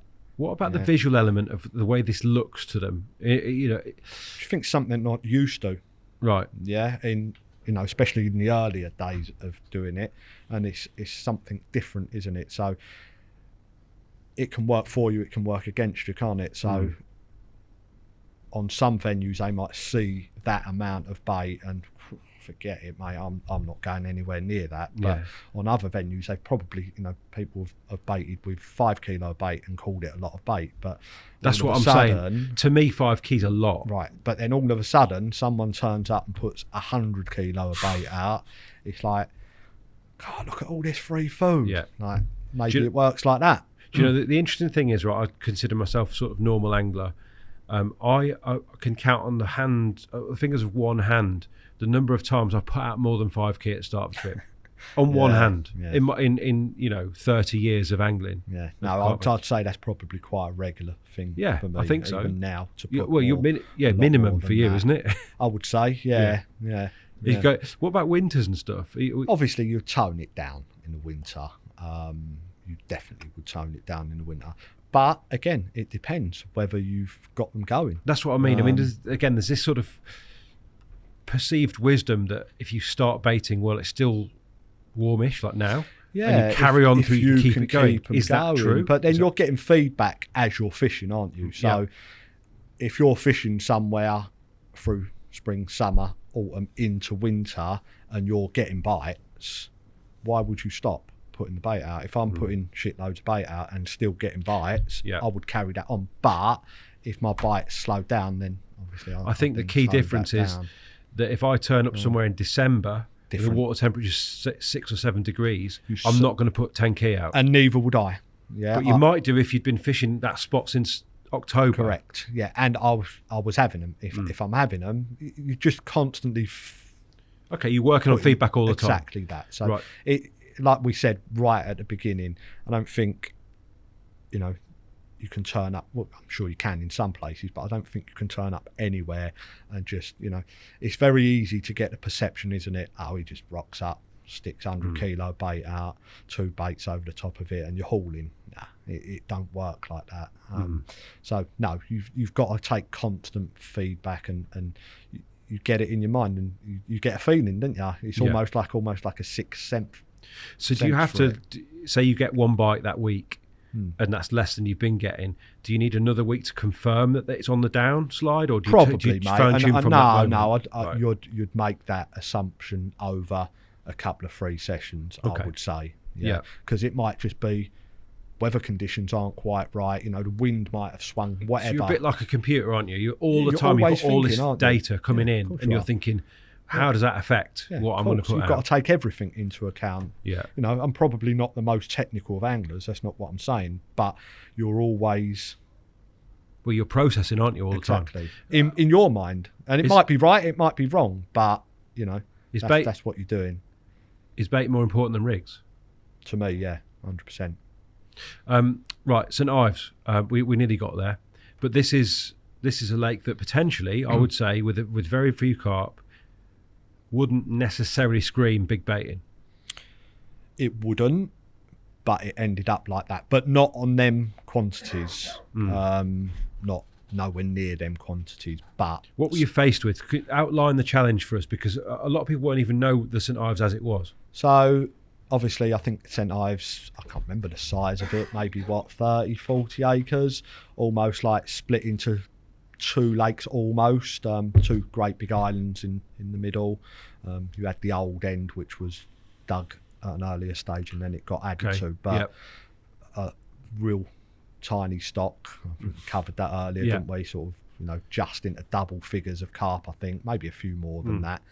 But you're talking some small commons amongst that. Yeah, I that's think. right. And Wouldn't be Cambridgeshire without a few commons. Exactly that. And then you had your sort of known ones, Bob's Linears, and some real nice ones, 8 actually. Ball, Fat, yeah. Fat Lin, I think, was it? Or the Black Pig as well, obviously. Pig, which I caught that. Did you? Twice, off the bottom and the top, funny enough. But yeah, it's a real small stock, busy. The bet with a, you know, at that stage, very famous as well. Very famous, yeah. What kind of faces were you seeing? So, I mean, you had your sort of Johnny Max on there, who I'd met already anyway. Yeah, on the Manor probably. I'd met him on the Manor, and there was a few of them coming and going, but at the end of the day, we're all the same, aren't we? Of course. Yeah. But then I didn't get fazed by that No. too much, like sort of what you would call sort of famous anglers or what have you. But yeah, it was just, I think that was probably like I said earlier, I was a bit scared to go on there. It was almost like the next step up, if you know, I thought it was anyway. Doesn't often last very long, that mindset, does it? You know, quite quickly No, you're like, no, do you know what, this is all right, I can do this. Exactly that. And I think a lot of the time when you go to them sort of places, you almost want to, your first couple of sessions, you want to go with someone. Yeah, almost be anonymous, like do you know what I mean? Yeah. But no, I turned up there, and it was the first water that I'd fished where it was really busy, like midweeks and stuff like that. And I think at the time there wasn't even a time limit on St Ives, and you had a few northern lads that, you know, were making the most of their weeks or whatever down there. Yeah, time pretty much, and they could sit there for 2 week sessions if they like, which, you know, to the outside person, bloody hell, 2 weeks, like fucking, how am I going to compete with that? And I couldn't even compete with that, but eventually ended up getting amongst them. I mean, how slow. did you do it? So I think my first season on there, I think I had 3 carp in one day. Right. And that was it? And that was it. Yeah. And bear in mind, we're fishing every week. Yeah. Yeah. And because there wasn't a time limit on St Ives, I wasn't doing like your 4-nighters. I was doing like 2 or 3 night stints, and then I'd book holiday at the good times. So May, that sort of stuff, where it counts. And you'd have like a week session or whatever. So I was putting time in, and it was incidentally in May. And they, you know, when they're just on that verge where they start not spawning, but they start to get a little bit chasey. Maybe grouping by size, that kind of sort of thing. Yeah. And they do become a lot easier to catch. And yeah, that particular day they was on it, and I think I had a couple off the top and 1 off the bottom. Yeah. And that was it. Was that when you had the Black Pig? Was that off the top? No, that was the second year. That was. Okay. What were these first fish then? So that was an old one called the Leather, which wasn't a big one. Scraper 30, if I remember rightly, but a real nice old sort of Cambridgeshire carp. Yeah, look at it. Look how young you are there as well. Beautiful, beautiful fish. Face there, look. Yeah. That was a real nice one. And a couple of smaller commons. Which, like you said earlier, and then that was it for that whole year. I bet you thought you'd cracked it. Going to get them off the top, exactly. all of a sudden. They did like a floater on there. Weirdly, I didn't imagine that you would be that guy, but I've loved floater fishing, mate. I've done a lot of it in the last few years. I think now with bird life, gulls and all the rest of it, it's got a lot harder. Do you carry a floater rod then still? Always. Right. I've always got a floater kit in my van. Right. Very rarely gets used now. I think my mixers are probably about 10 years old now. They don't go off today, it'll be fine. No. But I used to love floater fishing. I think I've caught fish off the top at most venues I've fished. Not Burfield. I was going to say most venues I've fished. Yeah. But like I say, I just think nowadays with seagulls and stuff, they're a problem, and they never used to be. So what changed between year 1 and year 2 on St Ives? So I don't think a lot changed in respects of I formulated a plan, because like we said, where St Ives was so busy, you couldn't do that sort of big baiting thing in one zone, because you wasn't going to get left alone. Okay. It was 1 in, 1 out on St Ives, and you had to accept that, you know, unless you wanted to go and fish a corner of the lake which no one ever fished, and probably the fish didn't really visit that often. You had to sort of mingle, and if you were going to use a lot of bait, you'd use it at the time you was fishing. Yes. Yeah. But I don't know, I had the winter off. I didn't fish that through the winter. I went elsewhere. And then sometimes when you're away from a lake, you almost like formulate a plan, don't you? That, right, I'm going back full bore and I'm going to do this and I'm going to do it. And it just, that particular year, it just worked out. I caught it very early on. I think I caught her in May. Funny, I'm pretty sure I caught her in May. But on the lead up, funny old story actually.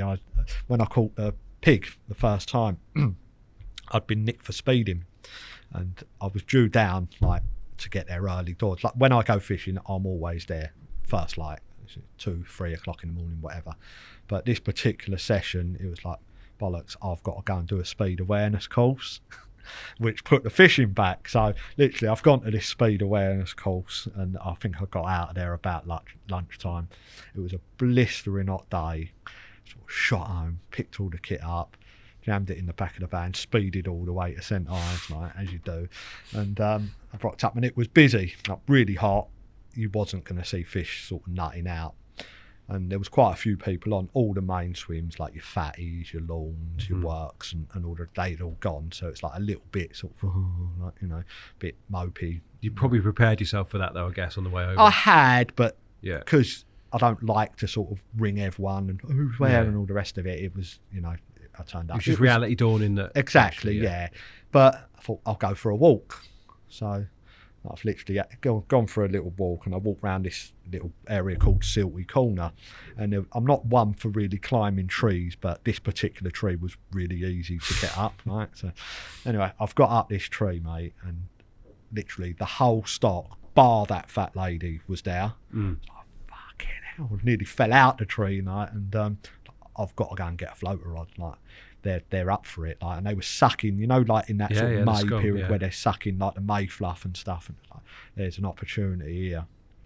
I literally sort of pelting back to the van, but trying to not make it look like, because you've got to walk past loads of people. Just really fast walking, walking, but no, I've not seen anything like. Anyway, picked a bucket up, picked a net up, picked a floater rod out, and a pair of waders, and back up this tree, like flicked a couple of mixers out from the tree straight away. Fucking hell, they're having it, like a few more mixers out, and by this time they're sucking them. It took sort of half hour or whatever to get them going. Put the waders on, little rubber mixer, and I actually the swim, how it was laid out to fish it properly with a float rod, you had to get in, and they were just doing a bit of a circle. They was like coming under these trees where I was fishing. Where I was up the tree. They was coming under them, disappearing out into open water, and then doing another second. They just kept doing it like that. I was like, right, I've got my sort of interception point, if you like. Got out there with a floater rod, a couple of mixers again, underarmed this old floater rod out, and literally I've just seen, I didn't know it at the time, although I'd seen the pig up there. I didn't know it was the one that was coming to take my hook bait. And it was like, you know, when you watch Jaws and they like get the old fin that pops out, didn't you? So its back was out of the water, and it was like, and I'm like literally free lining the mixer, and I'm like teasing it so it's like coming up in line with this fish, like, and then just before 6 foot or so before it's got to the mixer, it's just gone down like that. I was like, oh, that's that, bollocks.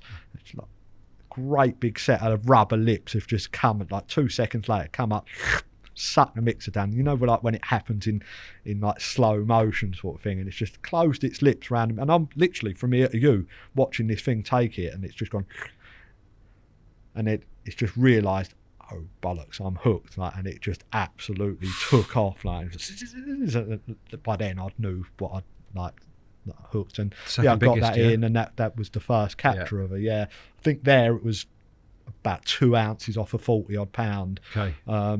And then that was my first capture of her. You can see the shoulder there, can't you? It's like literally its back like come out. Like, it's quite a unique carp, actually. Funny old shape, hard to hold. Almost no tail wrist there. The tail wrist is super short. Yeah, very short, Sometimes them type of carp are a bit hard to hold because they're either a bit front heavy or back heavy, but still one of the old characters. Absolutely. Of the place, and was that the second biggest in the lake? It was. Yeah. So obviously buzzing because I'd caught that one, and it just got better from there. And so literally it led up to, I had a bit of holiday booked in the May period where she loved coming out in May. And I'd missed out on a capture because she had been out, like it was quite a friendly carp, the fat lady. Strange, sort of like almost ironic that Granite Lake, but that fish did come out. But fat lady, innit? Yeah. It liked bait again. And I suppose having confidence as well from your first year that, you know, I can catch them out of here, and she does like bait, and I've watched all the other captures of her as well. I just don't know, you know, like when you sort of almost feel like, yeah, I can do it. Okay. Yeah. You can see a path to it. Exactly. Yeah. So it was a little bit more confidence going forward, and as we all know, confidence breeds success, doesn't it? And leading up to that capture, I think it was about a week or two after I'd had that pig, I caught it again off the bottom. It's like, bloody hell. And I did weigh it. I didn't bother photoing it again, but I had it at 40 something pound, like 40 pound an ounces. So it was not, weight ain't massive, but you've got the photo now. You've got the weight. Exactly. Yeah. What sort of area were you concentrating on an area at that point? So I had the pig out of the second time. I think I had it out of Fatties, which was one of the real... looks up between the islands. That's it, yeah, which was one of the real popular swims. And that week leading up to my holiday and incidentally catching Fat Lady, I was down, and one of my mates who we both know, Rich, I call him Little Rich, he was fishing and he was in a swim called the Lawns, and I was next door to him in a swim called Dave's, and we spent quite a lot of time together, like in each other's swims and stuff like that. And I remember being round in his swim one morning, and he's a secretive little fucker anyway at the best of times, and we're both sitting there having a brew or what have you, and there's a bit of fizzing over his like zone, which was an area which a lot of people fished. It was a sort of a known spot, like, and she's come out, like, and he had already seen it, but he never said anything, which you would never expect anyone to say. You know, oh yeah, she's showing in my swim. And I was like, did you just see we that? both just looked at each other. He knew that I'd seen it, and we just both knew, and I was like, that's her, innit? And he just, that, you know, that smirk that you get off of a carp angler, don't you? And I think we saw her show one more time that morning, and the next 3 odd mornings that I were there, every single morning she put her head out over this spot. So she was feeding every morning. But this goes to the bait thing.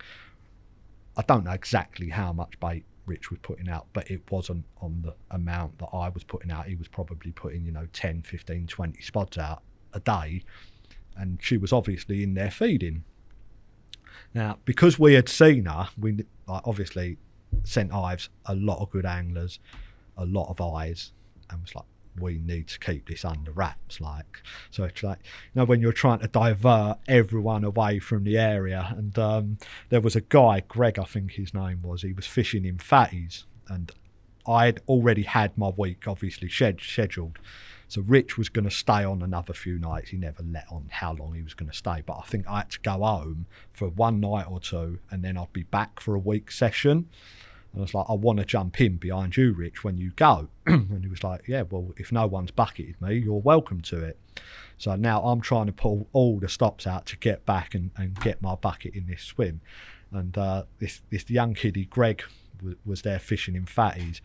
So I knew that one of our other mates, Jerry, was due down. Right? And I was like, how am I going to stop Jerry seeing this carp, like, and getting a bucket in? So I was like, I know what I'll do. I'll ring Greg and make out I want to jump in behind him.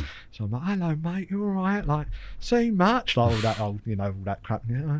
When you off then? And he's like, well, I might be off on Monday. I'm not 100% sure. But every week he'd go on a Sunday. Right. So literally, I rocks up Sunday morning. It's barely even light. Whose van's there? Jerry's behind him, and he's already, staked his claim on Fatties. I'm like, Yeah. So I've walked up, put my bucket in this launch and ended up next door again in Rich. And he's not giving away when he wants to go or what have you, but I knew that he'd be gone soon because he'd been there a few days. Anyway, I think she showed again one more morning while I was there, if I remember rightly. And then the next morning, nothing. And that was it. It was like, well, my chance is sort of gone. Like, I've got to go, whatever. And I got in there behind him, and I had a weak session. It was like, yes, like, lovely. And I bought a lot of boilie, but I hadn't bought a lot of other stuff with me, bit of pellet and stuff like that. And I was like, I need to put some bait out because that fish is visiting every single morning, and he hasn't caught it. What am I going to do different? Like, why am I going to just go in there and put 10 spoons of bait out or whatever? So I think I walked over to the Waitrose. There was a Waitrose really local to there, and I literally cleared their shelves out. It's like chickpeas, kidney beans, anything I could get my hands on. I think we put tuna in there, just all the old crap. Like, and literally I had a dirty, great big 20-litre bucket full of all this stuff. Cost me a fortune. I was going to say, you should have gone Tesco, oh, surely. Mate, it cost me a fortune. And I cleared it out, and literally I've got tuna in it, I've got pellets, I'm putting boilies in it. Anyway, he's gone out to swim. So I'm like, right, fuck it. Shit or bust. It's all going out. Shit or bust. Yeah. Like, so literally I sat there and I've spodded out. I think we were still on spods then. So I've spodded out literally this whole bucket of bait, and at the time I had 20 millers, which was just about be out of reach with a catapult. And one of our mates, Gaza, northern lad, right nice guy, and he'd already sort of got a bit of an inkling what was going on, and he was like, how long are you here for? I was like, I'm going to do a week, mate. And he went, well, I'm going to jump in behind you. This is the amount of time people had. Like, he can sit there waiting to get in this swim behind me for a week. Like, so I was like, all right, no worries. If you want to jump in behind me, jump in behind me. So I've put this bucket of bait out, and he's sitting there with me while I'm doing it.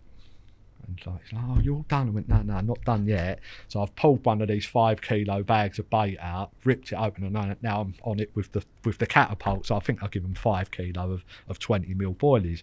Like, that'd do. 2 rods out on the spot. Next morning's come. Literally, I think we'd had a bit of a late night, so I got up a little bit later than normal. Normally I'm up first light, but it's only like sort of half an hour after first light.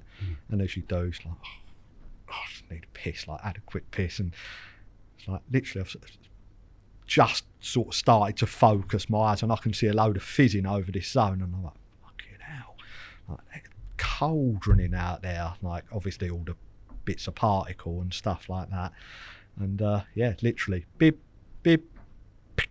bang, like smack the old bobbin. And it's really weird because, like, you know, sometimes when I'd caught the pig off the bottom already, so I sort of knew what that felt like, and it was a bit of a nothing sort of take, if you know what I mean, very slow, sort of not really heavy fight. And as soon as I picked this rod up, I just knew, like, weird, like, it's just it's her. I just know it's her. It could have been anything at that time, but I just don't know. I just knew. And that was one of the most scariest fights I've ever had. Not because it ripped loads of line or anything like that, but very weedy between me and the area. And I think it weeded me up 3 times, like solid, where I put the rod down onto the rest and left it for 5 minutes. And Jerry was, like I say, he was in that fatties, and I'm like, Jerry, come out. And he's come running over. You need to get my boat out of the van, mate.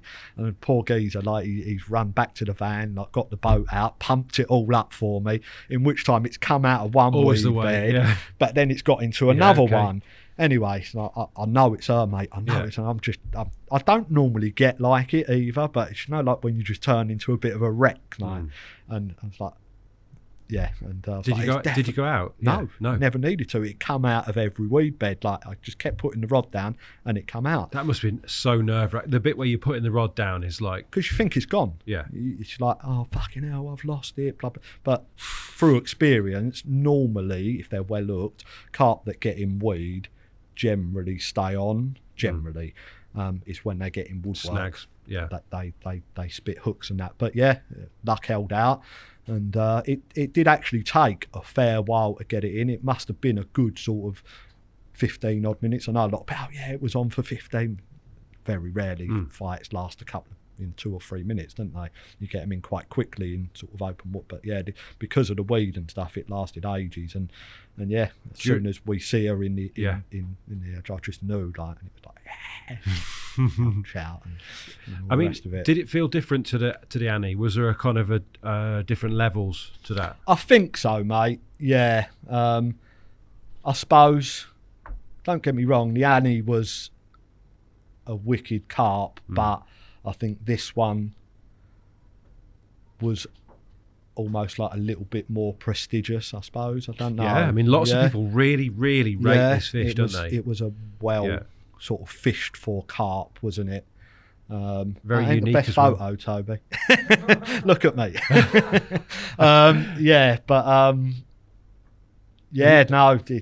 It was a good time, mate. You've definitely got a bit more timber on you back then. Yeah, defo. Yeah, that one looks better though. Yeah, yeah. Too many pies in that other one. Fish looks entirely different, a lot darker in that one, doesn't it? What a carp, mate. Very distinctive little blunt head that you must have seen when you sat with Rich, coming out and out over and over. Yeah. Was it the width that gave it away? Yeah, just massive carp, like right. It's just big, and when it came out, it literally like head and shouldered, like almost. Yeah. So I don't imagine it could crash a fish like that. No, it definitely wasn't a crashing carp, but because there wasn't a lot of big carp in there when that one showed, it was almost, especially when you sort of see it 2 or 3 times. You just know. And the spot itself and the rig, how did you tie those in? Because are you still using pop-ups for the? Excuse me. No, that particular carp, I wound up, catching on a snowman. Okay, so that's actually the 2 big ones, the Annie and that one you've caught. Yeah, so I think I caught that on a 15mm bottom bait, tipped with rubber corn, and that was just in amongst it. Right, pretty much. Simply like a match to hatch in amongst the biggest, wildest. I put two baits out on the same spot. Yeah, like I said earlier, it was a known area anyway, so it was quite clear. There was a bit of like early May sort of bum fluffy weed or whatever you want to call it that had sort of built up on the area. But bear in mind, they had been feeding on it when Rich had been in there. Mm-hmm. And to be fair, incidentally, you know, you can call it, I almost went in on the back of Rich, but that's unfortunately was that lake, like a lot of lakes now, you know, if he would have had an area on a lake going on one of the modern day ones where it's not that busy, you would have left him to it. But if I wouldn't have gone in there, someone else would have definitely gone in there. Did you call him? Yeah. What was his reaction? What can he say? He was happy for me, but obviously I'm sure he never said, but I'm sure he was a little bit... Missed his chance. Did he catch it? I'm sure Rich went on to catch it. Did he not?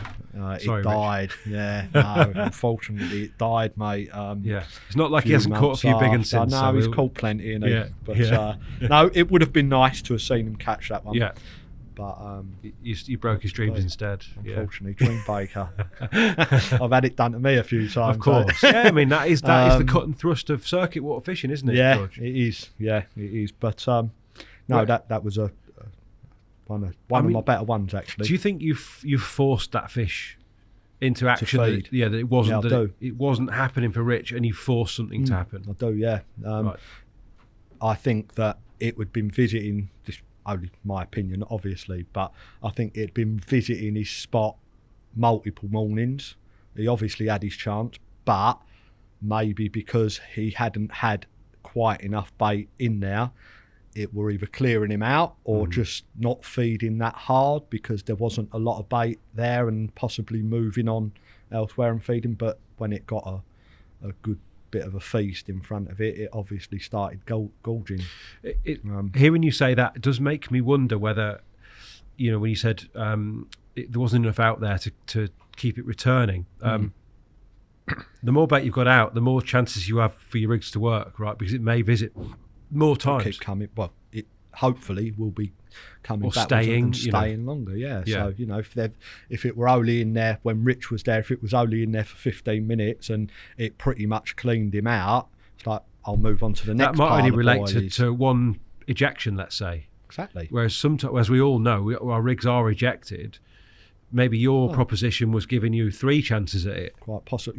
I'm never going to know because I haven't got a camera down there. No, but you might have nabbed him for her first time, but who knows? But it might have spat him out multiple mornings. Who knows? And it might have spat me out 2 or 3 times that morning, and then eventually come back and got nailed. But that just goes back to again the greed thing, and that were one greedy carp. On the rig front, do you keep things quite simple? Yeah, definitely. Yeah. Is there a reason for that?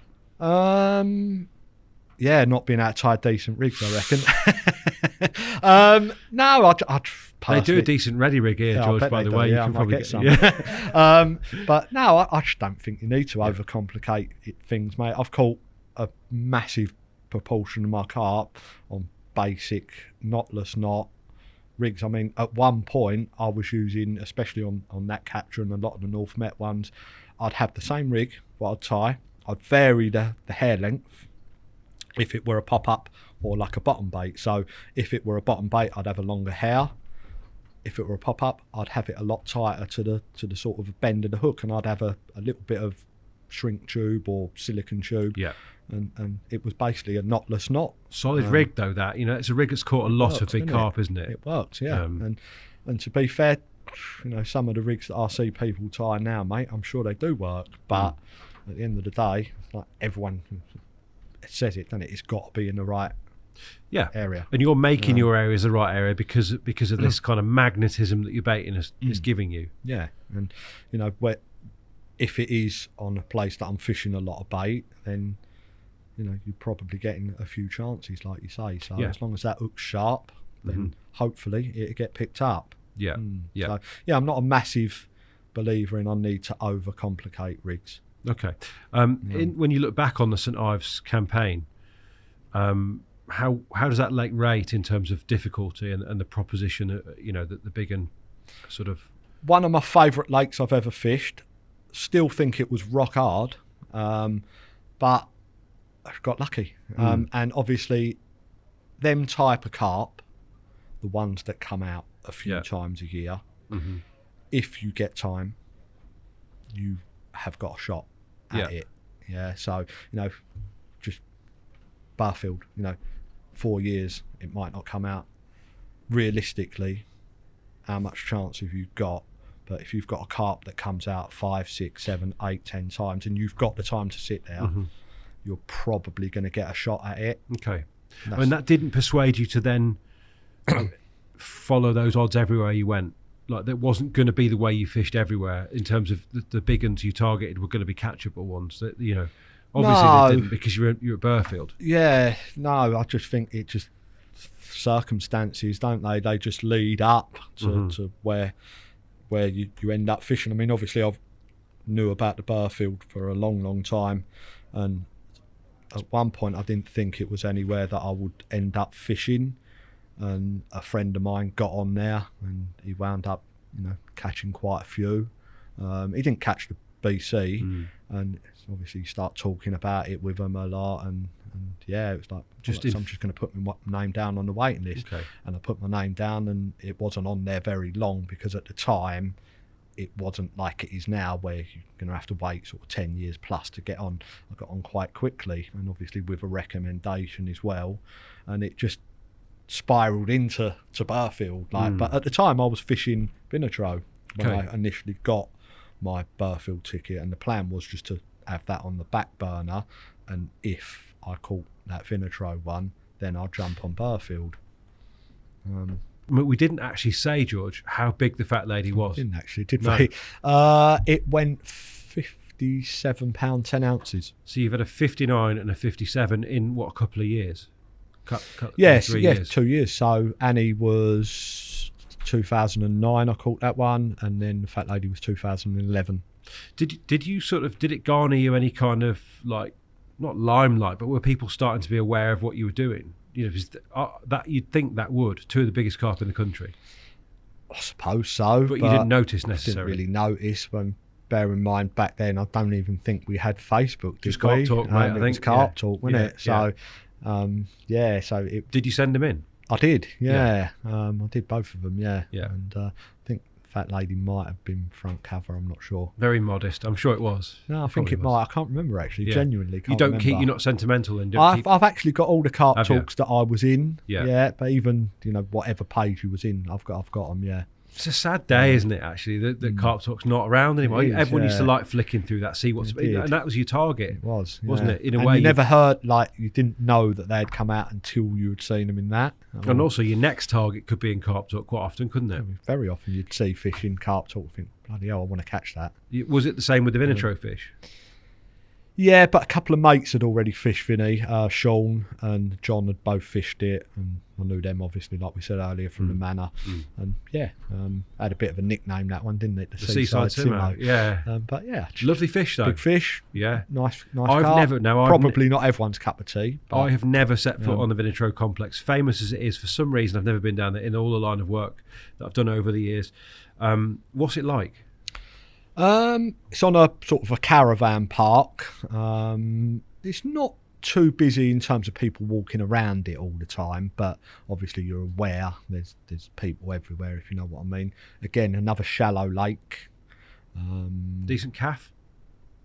Never even visited it. Didn't you? So I don't even know. Yeah. I'm very self-sufficient when I go fishing. Even Burfield, it's taken me 7 years to go in the Cunning Man pub. Has it? Yeah. See, I'm the opposite. It's probably why I don't catch as many big ones as you do. Maybe. But no, I wouldn't know. I think the one time we went to a calf was the day that I caught it. And the lake it's in it's quite small, is that right?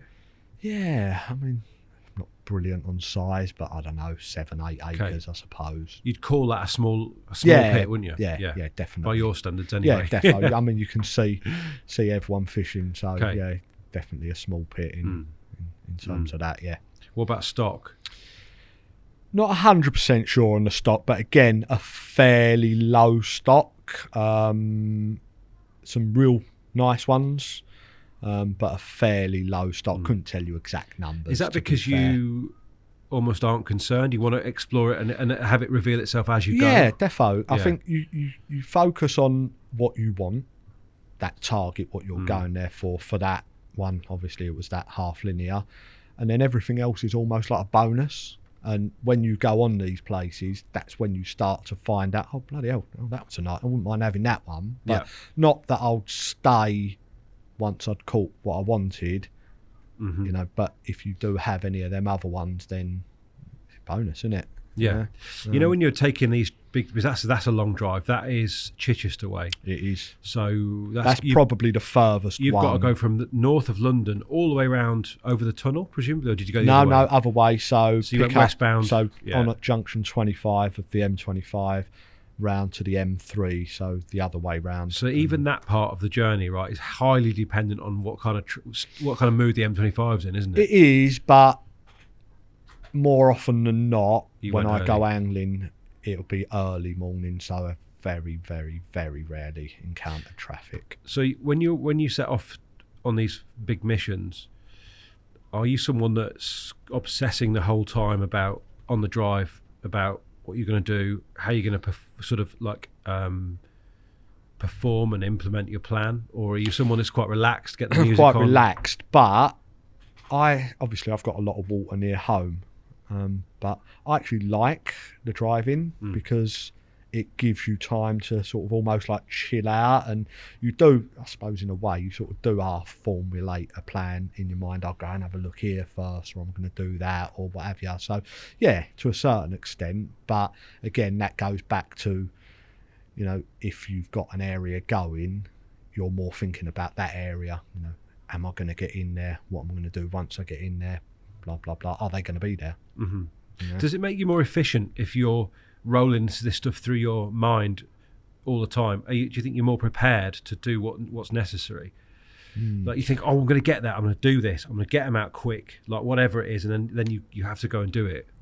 Yeah, I suppose. Yeah, I'm one of those that I sort of switch off when I'm not at the lake, but you're always thinking about it, if that makes sense. So I suppose it does. Yeah, in a way. Does the way that you fish, just sidestepping Vinatro a second, with the baiting, obviously that lots of people talk about the fact you're fishing when you're not at the lake. Really, when you've got a big hit of bait gone in, kind of satisfaction does that give you? Oh, yeah, confidence, massive confidence, especially if it's in an area that you know is being left alone. Yeah, massive confidence. Yeah.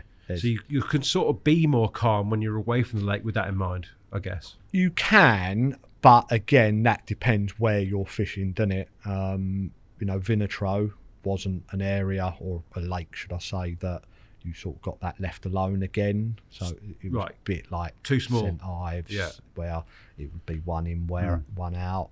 You've got a little bit of leeway if you was doing something in a sort of, real quiet area, but no. So in that way, you probably never relax.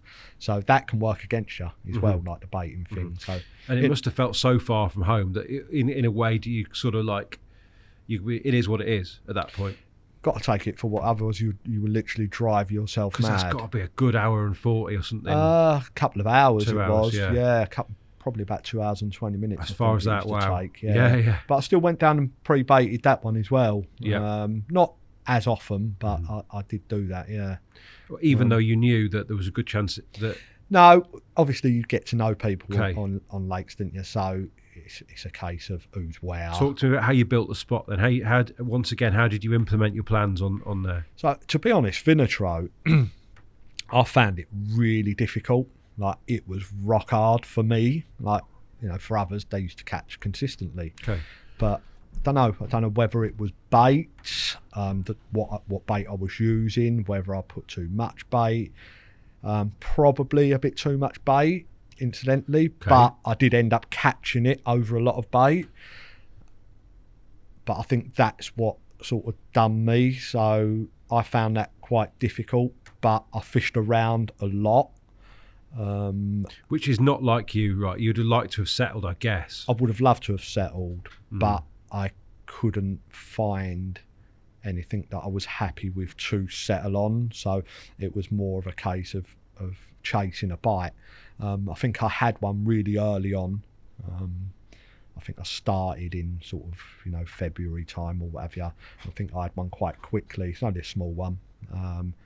And then I didn't get another bite for quite a long time. Okay. And the next bite that I did get, I lost. Ouch, yeah. And then after that, the next bite, I think I had 3 bites on Vinatro, and the third bite was... Was the halfling? It was the lucky bite, yeah. Yeah. Could you say that you've caught it without really knowing, not knowing why, but without having really sort of, like, implemented your plans? No, because it led on to almost implementing the plan. So the area I ended up catching it from was a swim called the Lawns, I believe, which was like on the road bank, really easy to bait because you could literally walk round to the side of the road and underarm your bait in. Nice. It was good. But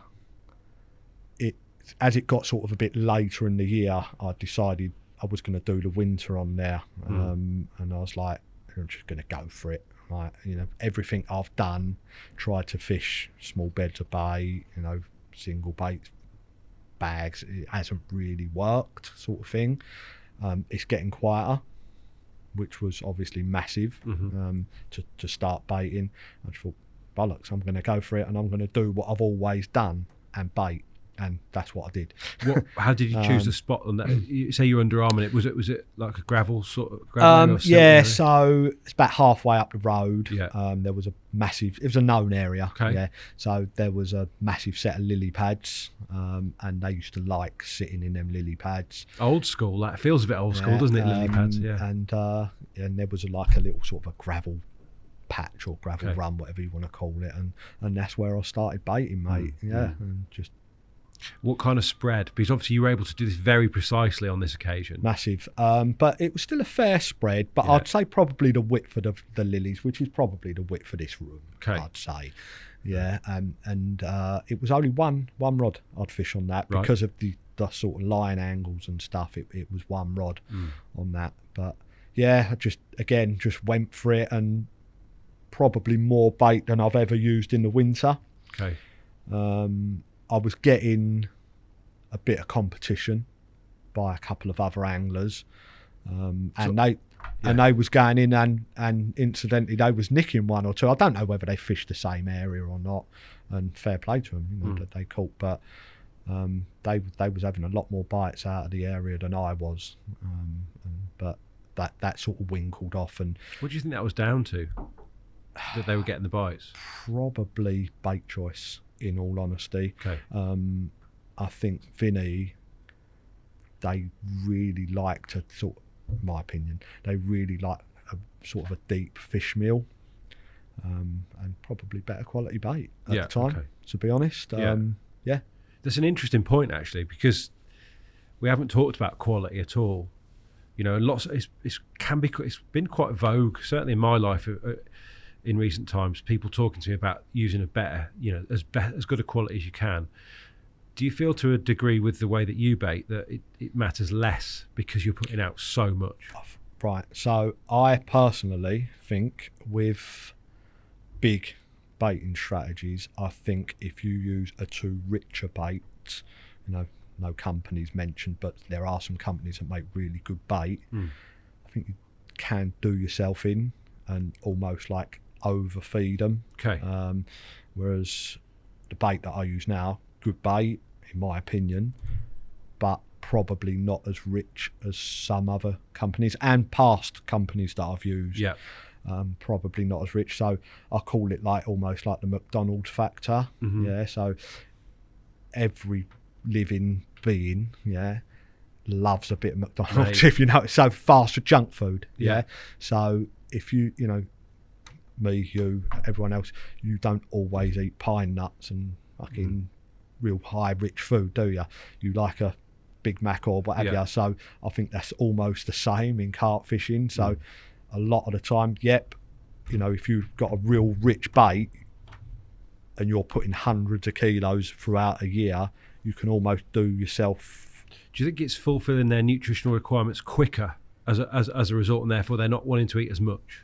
The richer bait, definitely. Right. Yeah, 100%. Whereas you want something that's going to pass through them, through them, exactly that. So, and that way you can obviously create. It's a fair point, because obviously if you put in loads of a bait that's going to take longer to digest, you're cutting your chances of them picking your rig up. 100%. Okay. 100%. And that goes back to the seeds, pellets, all that sort of stuff. So actually a better bait on this occasion isn't necessarily a richer bait. It's a bait that's going to pass through quicker. No, I think on that Vinatro place where I said them boys were catching, they did want that. I think they did want that personally. I think so maybe you're getting them in the area and they're picking them off with these richer baits.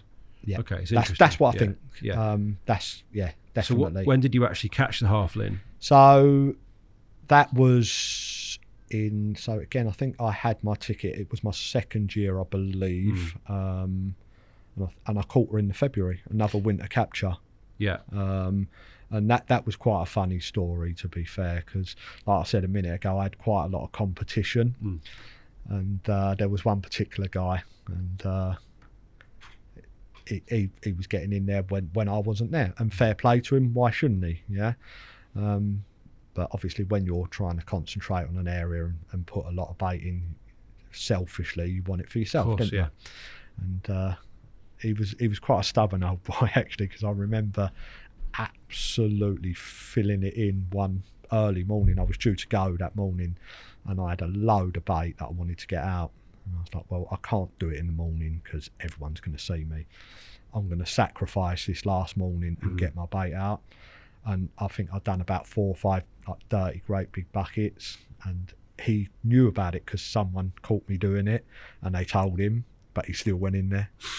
I don't know if he caught, but he still went in there. And it's like, bloody hell, mate, I can't even bait you out of this swim. Like, 'cause a lot of people will get scared off. Like, I ain't going in there. He's just put 100 kilo of bait in there. But fair play to him. He went in there. Like I said, I don't know whether he caught. But, so I had a bit of competition for that. And the session that I wound up catching it was a massive storm that we had coming in February.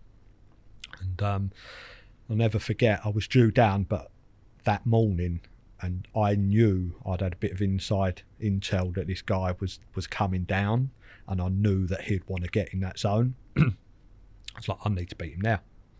So I finished work fairly late, sort of 6, 7 o'clock at night, and I was like, out of the norm, I'm just going to load the kit and I'm going, because I'm getting in that zone before him. And the one time I leave when, after work, I get snarled up on the M3. Massive accident, like pissing with rain, horrible driving conditions, and shit to set up in as well. Massive wind. I think we had like 40, 50 mile an hour winds, and I've sat on the M3 for like 4 hours behind an accident. God. And like by this time, I'm in touch with the person that told me that he's coming down. It's like, mate, he's here, and I'm like, fucking kidding me, like. But as luck would have it, because it was so windy and the wind was blowing right into this corner which I'd been baiting, he decided that he couldn't get his brolly up in this swim, so he went opposite on the back of the wind, and his plan was to move into that zone the next day, like. So all the drive down, I'm thinking, absolutely, that's just a manna from heaven for you, isn't it? That's like a miracle. Yeah. Oh mate, I'd lost the swim. Yeah. If it wasn't for that weather, I would have lost the swim, and he would have probably caught it. Yeah. But obviously luck on your side. I always say, like through the baiting thing and that, like, it sort of almost as a way of justice prevails sometimes, right? And you do put the effort in, you sometimes get your rewards, and that time it did. And I turned up, and it was so windy. I went and bucketed the swim and put a few bits in, but I couldn't set a bivvy up in that swim, and it was absolutely lashing down, like torrential. Yeah. Like, you see it in like film. If I'd have got out the van, I would have been drenched to the skin in like seconds.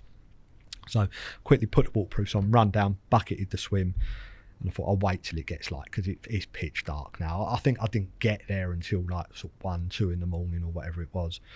Anyway, it was still mega windy, but the rain had stopped that next morning, and funny enough, my mate, who had actually told me that he was there, come round and helped me put the bivvy up. And I remember I couldn't get away with pegs. I had these 16-inch like bank sticks, and we had to use them to get to hold the bivvy down. It was that like savage. And anyway, I've got these pegs in, and got the bivvy up, and the cast, like, to get it was only 60 yards, 70 yards out, I suppose, but it was so windy, like the bow in the line was just murder, like. And so I've got it out as best as I can.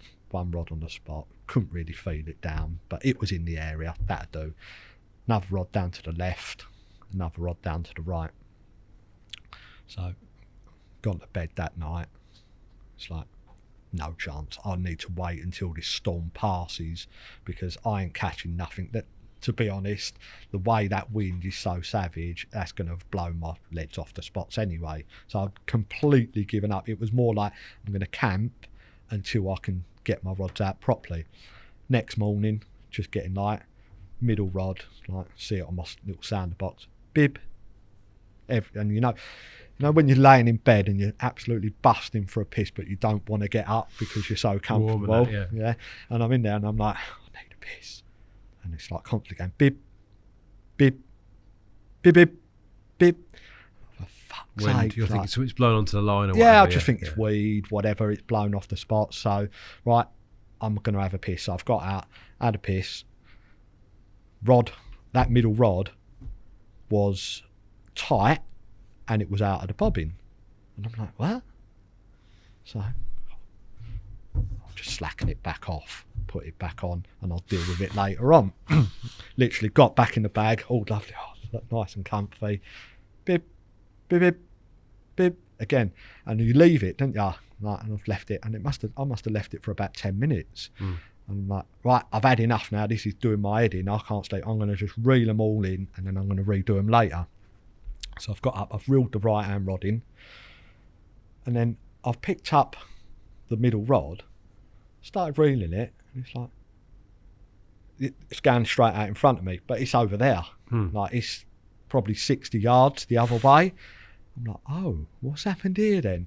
And I've taken up a load of slack, and all of a sudden, shit, there's one on. But it's gone round the other line, and the only thing that incidentally stopped it from going into this out of bounds area where there was a load of woodwork was that left-hand rod. It had got caught up around this left-hand rod. Obviously, I didn't know what I'd hooked, but I could feel a fish on the end. And I'm playing it, and it's it's not a real big affair. It's just basically dragging another line in at the same time, and just bringing it in, and then all of a sudden this great big set of shoulders has come up about 15-20 yards out. I'm like, oh dear, and I think that's got to be it. I'm starting to think. I didn't know at the time, but I'm like, and I've probably got it 10 yards out, and now I can see it. I've got a big snug pack coat on, boots on, and all the rest of it. No waders on, so I can't really get in the water. Middle of February, freezing cold, and then it's not coming anymore. I've got the bail arm open on this other rod, and when they get to within a certain distance, and that is it. It's not coming. If I pull any harder, the other rig snagged somewhere in the lake now. It's coming off if I pull in. So it's spare of the moment, jumped in middle of Feb, right? And I'm walking out with this net, and the only thing, so it wasn't that deep, Vinny, so it wasn't as if it was going to go over my head or anything like that. It was probably only 4 foot deep or whatever, but I'm sort of wading out, and the only thing that's half keeping me afloat is the air in the snug pack jacket, and I've literally stretching, and I've literally just got it and ended up getting it into the net. And what did once you'd got it in the net, you were able to pull once I'd got it in the net, obviously once you sort of get the cord of the net up, you can then start dragging everything towards you, and dragged it towards me, both hands on the net, and then just pulled the whole lot in. Basically, I was a carnage, an absolute mess, and that's how it ended, and that was her. Was matey watching you from the far side? He was, as it happens, yeah. He was, that's how that one ended. But incidentally, he did go on to catch it at a later date, so fair play. Quite right. Yeah, but in my opinion, it's probably not his opinion, but I think that particular capture was probably yours. Yeah, deserved. Yeah. And how big was that one? That one went 57.5. I mean, it was quite a run you're on at that point. It was then, wasn't it? Looking back. Yeah. And to be fair, for a Simo, if you like, it's not a bad looking one. No, I've seen some really good pictures of it. That's a good picture. I've seen other ones as well. Yeah, nice carp. Another 57 to go with your 59. Absolutely mental. These are some of the biggest carp in the country still, aren't they, at that point? Still now, I suppose. Yeah. 57 pound is a big carp, isn't it? Yeah, still, yeah. And this was what is that? I think that one, don't quote me on the dates, but that's probably about 2015. Okay. Ish. So you got a couple of young daughters at this point, haven't you? You got a couple of I have, twins, single figures. They're probably 5 or 6, are they at this point? Yeah, 6 or 7, definitely. Yeah. So there's no wonder you wanted to get down the lake so much. Yeah, I'd say. Was the in terms of big carp, around that sort of 15 time, the Parrot at Wasing was starting to sort of, I guess, become more known. I think it was. I'd known about the Parrot for quite a while. Been up at 40 for a while, hadn't it? 46, 47. I put my name down on that Wasing list when I was fishing the Manor. Did you? No way. Yeah. Wow. I put my name down on there when I was fishing the That's Manor. quite a tip off for a bloke from the Lee Valley to get about a lake in rural Berkshire. Yeah, I've seen a few photos of it. Had you? And it's like, oh, that one's a nice one. And I rang up. So you were well ahead of the game. Yeah. I'd already put my name down, and like I say, that I had got my Burfield ticket whilst I was still fishing on Vinny, and I started that year after I'd caught that Vinatro one on Burfield, but whilst I was fishing Burfield, and this would have been 2016, that's when the Vinny The the Wazin. Wazin ticket come up, and I was like, I've now got 2 proper tickets. Same neck of the woods as well. Yeah. What do I do? And I done the spring on Burfield, done a lot of the summer, and that's when it came up, I believe, the ticket on Wazin.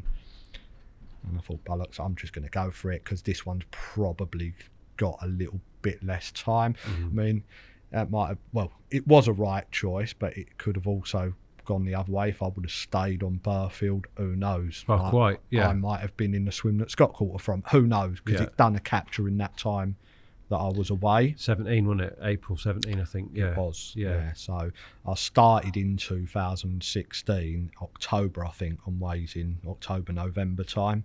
Nice place? Yeah, I loved it. Yeah. Again, a real shallow lake. Quite at the time, it took a bit of working out. But once you worked it out, bites were... How did you work it out? What needed working out? So when I fished it, Terry was on there and Stevie Alcott and stuff like that. And well, you're not going to get stiffer competition than that, are you? No, you ain't, are you? Yeah.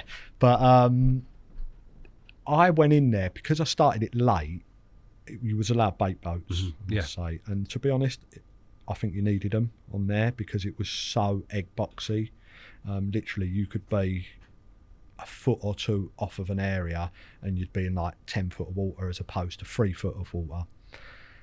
And I think I went in there with a wrong impression of I'm going to fish deep because it's winter, and that was the wrong thing to do. And that took me a good 2 or 3 months to work out. Okay. And then once I'd worked out it was mainly about the shallow water, that's when the bites started, and you'd get a lot of bites. Yeah, I mean, that's... it did seem like that sort of lake. It wasn't uncommon to go down there for like a 3-night session, have 9 or 10 fish. Really? Yeah. Wow. Yeah. Even in winter? Not so much depths of winters, bearing in mind it's taken me sort of a couple of 3 months to work it out, but certainly February. Right, when they start to gear back up. I was getting bites, yeah. I think that year I'd had an ear operation. We spoke a bit about my deafness. And I'd had an ear op, so I had like a month off of work. I couldn't work, but after a week or so, I could fish. Right? I presume in the recovery in the recovery line of stuff that you do, like that, they must be health and safety must be like massive, and your tiredness and your ability to sort of perceive it's a danger. Big company as well, so they've got a. Okay, is it AA? It is, yeah. So but. You could fish, but you couldn't work, which is ideal, frankly. Good, isn't it? So I've put in a fair bit of time around that sort of February, March bit and done really well. Like I had quite a few. There's a lot of small carp in there. All nice though, aren't they? I think nice corkers, some cracking ones, and that one went really well actually, Wazin. And did you have to pay any heed to the shape and the size of the Parrot, which was it a record by this stage? It would have been, wouldn't it? Didn't it, Dean? Because it Fletcher, was £68 one, but it whatever. Obviously dropped since he had it. Yeah, but he'd already had it by then. Yeah, because I think I don't know what year it was that I feel like it might have been 18 when Terry caught it. Was it? I was lucky enough to go over and see that. It was 62. No, 63. so Terry caught it while I was there. 17. Was it? That would have been 17. Yeah, January, February. That's 17. Right. Yeah. He caught it while I was there. Huge storm again. Storms. Massive storm when he caught it. Yeah, and then Steve caught her. Okay. Yeah. So they was out of the way, but I'm glad in the best possible way. But in terms of the size of that carp, was it? You clearly had no qualms about the fact it could feed in shallow water, for instance. Yeah, no, it definitely fed in shallow water, and imagine what that must have looked like to its capture. That was like well shallow. Was it? Yeah. And an area that you were prepping? No, so different. Completely. This was one where you didn't bait. This was one exactly that. I mean, you used showing a lot your of versatility bait. There, George. You used a lot of bait, but the areas are pretty much targeted. Probably 3 or 4 swims on there for her. Or he. Yeah. And there was 2 swims, if I remember rightly. One was called the End Beat, and there was one opposite. I can't really remember the name of it now, but they used to fish roughly the same water, and so where I ended up, if we lead on to its capture, like I think I did have that floppy tail linear. You got a shot that toe. In the meantime, which was probably it was definitely the A-team, certainly. Yeah, for sure, yeah. Which was arguably maybe even a better looking carp, maybe. Yeah. And it went massive at one stage, didn't it? I think it seems to have like a 50 pounder, wasn't it? I think. Maybe. Yeah. I'm not 100% 48 sure. definitely. Right, yeah, it definitely pulled. That's it. Definitely pulled big 40s. Yes, yeah. But yeah, immaculate carp in it, and a lot of them they've got the old white tips, haven't they, on their pecks and and tails, and the Parrot did have that as well. But yeah, that's not a winter capture though. No, that was it was quite a short affair Waising for me. Luckily, really, because obviously you seem to do 2 years usually. This was this didn't last 2 years. So I started it in October, and I called it in May. So obviously I'd had quite a lot of carp on the build up. I think that may have been an April or May capture. I can't remember. Looks Mayish with that green. Yeah. And when I caught her, I turned up. I think I'd again booked a bit of leave off of work, and Waising, I think we were allowed to do 2 or 3 nights, can't remember the amount it was, in one swim, and then you had to move. There wasn't really a time limit as such, but it was the moving aspect. Yeah. And there was another lad fishing it who quite likes the bait thing now himself, Little John. I call him Little, he was little then. Kashi. And he was fishing it, and him and another kid who was on it, right, and younger, aren't they? They're up early, they're ants in their pants, they're moving about and all the rest of it. And he had got in the swim, which incidentally I wound up catching her from. But I had seen it show when I got down that session that I caught it. I think I had like a week or whatever I said I had. And I turned up, and she showed in an area where I think Steve Alcott caught her. Okay. Deeper water, unmistakable. See it showing. I was like, oh dear. But I wanted to be in this other swim because we had some decent weather coming, like it was going to get sunny, blah blah blah. So obviously I'd seen that the swim had been taken by this John fella. So I was like, well, I'm obviously going to go in the swim where I've seen her, which is what I did. And I think I fished a night. I think I fished a night in there actually, if I remember rightly. And then it was like, right, he's going tomorrow, but there wasn't no bucketing or nothing like that. You needed to be in that swim with your kit. So I'd already spoken to him and stuff like that. And I'm going to probably jump in behind you. But I told him, like, I was quite straight up, I've seen her. And he was like, so what are you going to do? I was like, I just don't know. But I fished the night in that swim, didn't see anything else, didn't catch anything. And I think it was like, we was in spring, so it was getting light early. So I think literally 2:30, I'm up, I've reeled my rods in. So big thing to move away from where you... Why were you so convinced that the new swim was going to be the one? Because the weather changed. Okay. Yeah, so on the build-up, it was quite overcasting, not that warm, but I knew that the forecast for the next few days was hot and it was going to get sunny, and obviously we hadn't had a lot of that up until that point. Okay. And so literally I'm up at 2:30 in the morning, reeled the rods in, wheeled like the old van round to his swim, just parked it up behind. He was probably up, but I wasn't going to disturb him at that sort of time in the morning, and then just went walking.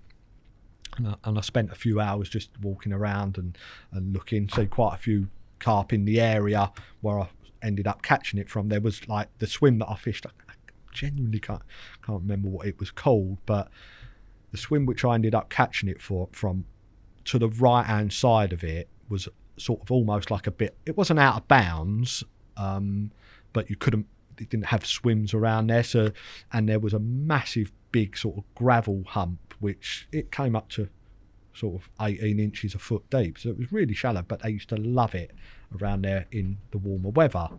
And obviously with that in mind, I was like, they're surely gonna get into that. And I'd seen a few fish sort of mooching about that morning, early morning. Anyway, eventually I've gone round to him and, you know, having a cup of tea, and he had caught a few. And he was like, I think I might stay another night. And I was like, fuck off, mate. Like, you said you was going to go. Like, someone's already gone in. And I think he was probably on a bit of a wind up, whatever. But he did end up going, and he pulled out, and, you know, sort of midday or what have you. And because I'd seen these fish around in that sort of shallowish area, I thought, well, that's where I'm, you know, rod's definitely going around there. And this is where it goes to the non-baiting thing. So I caught a couple of carp tight to the right hand early, like when I got in there, say early, sort of early the next morning, I'd caught a couple of carp tight to the margin. Not massive, you know, 20s, maybe the odd 30. And then that weather came, and it was like, it's hot, like noticeably, like a massive increase, like. So I was like, right, I'm going to fish on top of that sort of gravel hump, whatever you want to call it. It's massive, like, but, and like I'm saying, it's very shallow. You wouldn't even think you're going to get bites off it. But because I've been up the tree, another tree which I could climb, funny enough, and I was seeing them sort of ghost over the zone, like, fuck it, I'm going to put one on now. So it was, hook bait was a yellow pop-up. Knotless knot one again with, you know, standard rig, and it was 2 baits that I crumpled up into little crumb. So that's the difference in scale. Like, thinking behind it. You can do subtle as well, George. Well, I don't know, but I try. But thinking behind it, shallow area, you don't fill in a mega shallow area. They're not going to be there sort of feed. It's more of an opportunist sort of bite. And like I said earlier, it was a bait boat, and I did use a bait boat to catch it. Like, and what I did is I opened the bail arm on my rod, loaded everything up into this bait boat, and you couldn't get onto the area without looking at it. So controller went up round this tree, and I'm like guiding it in, like as you do. Like, anyway, I've dropped it on top of this blatant gravel feature. The cleanest part of the feature. Cleanest part. Yeah. So it's there, like, I've tightened it all up, got it all sorted, and almost straight away, it's like bip bip, like almost liners, like, and I'm constantly walking backwards and forwards. It's about 40, 50, 60 yards to where you can climb this little tree to have a look, and I can see fish ghosting, but the sun's not quite right. It was just on the bit where it was going like behind the trees almost, so it wasn't brilliant, but you could see fish. I didn't see it, and not that I'd say it was her or anything like that. And so I'm up the street and I'm getting these liners, and I'm like, all of a sudden it's gone bang, like hit the blank, and it's like, I'm away, like, pick rod up. No, it's a liner. So now I'm like, oh fuck this, like, this is it. I've done my chances. There's fish there now, and I've done my chance, but now I've got to get a bloody noisy bait boat back out over the spot and put it back out. Obviously I've ended up doing it, and this time I thought to myself, I'm not going to put it bang on that blatant gravel spot. I'm going to knock it down the side slightly. Is that on account of the liners you were getting? That's it, yeah. Thinking behind it being, if I'm right on top of it, obviously the line's literally, although you're fishing slack, I was using mono, it's still going up to that. And anyway, so I dropped it, and it was a little bit weedier. You know, that sort of light greeny sort of May weed that you tend to get, candy flossy weed. And I dropped it. Now I could see the hook bait, and again exactly the same, couple of baits crumpled up, and dropped it on that. And again, almost straight away the line has started beep beep beep beep beep beep beep beep. So it hasn't been out that long, and again, back up this tree, got my sounder box in my pocket, and I'm up this tree and I'm looking, and I'm like, there's definitely carp down there. And I thought it was a group, but in reality it was obviously that one. It was just so fucking big that it looked like more than one carp.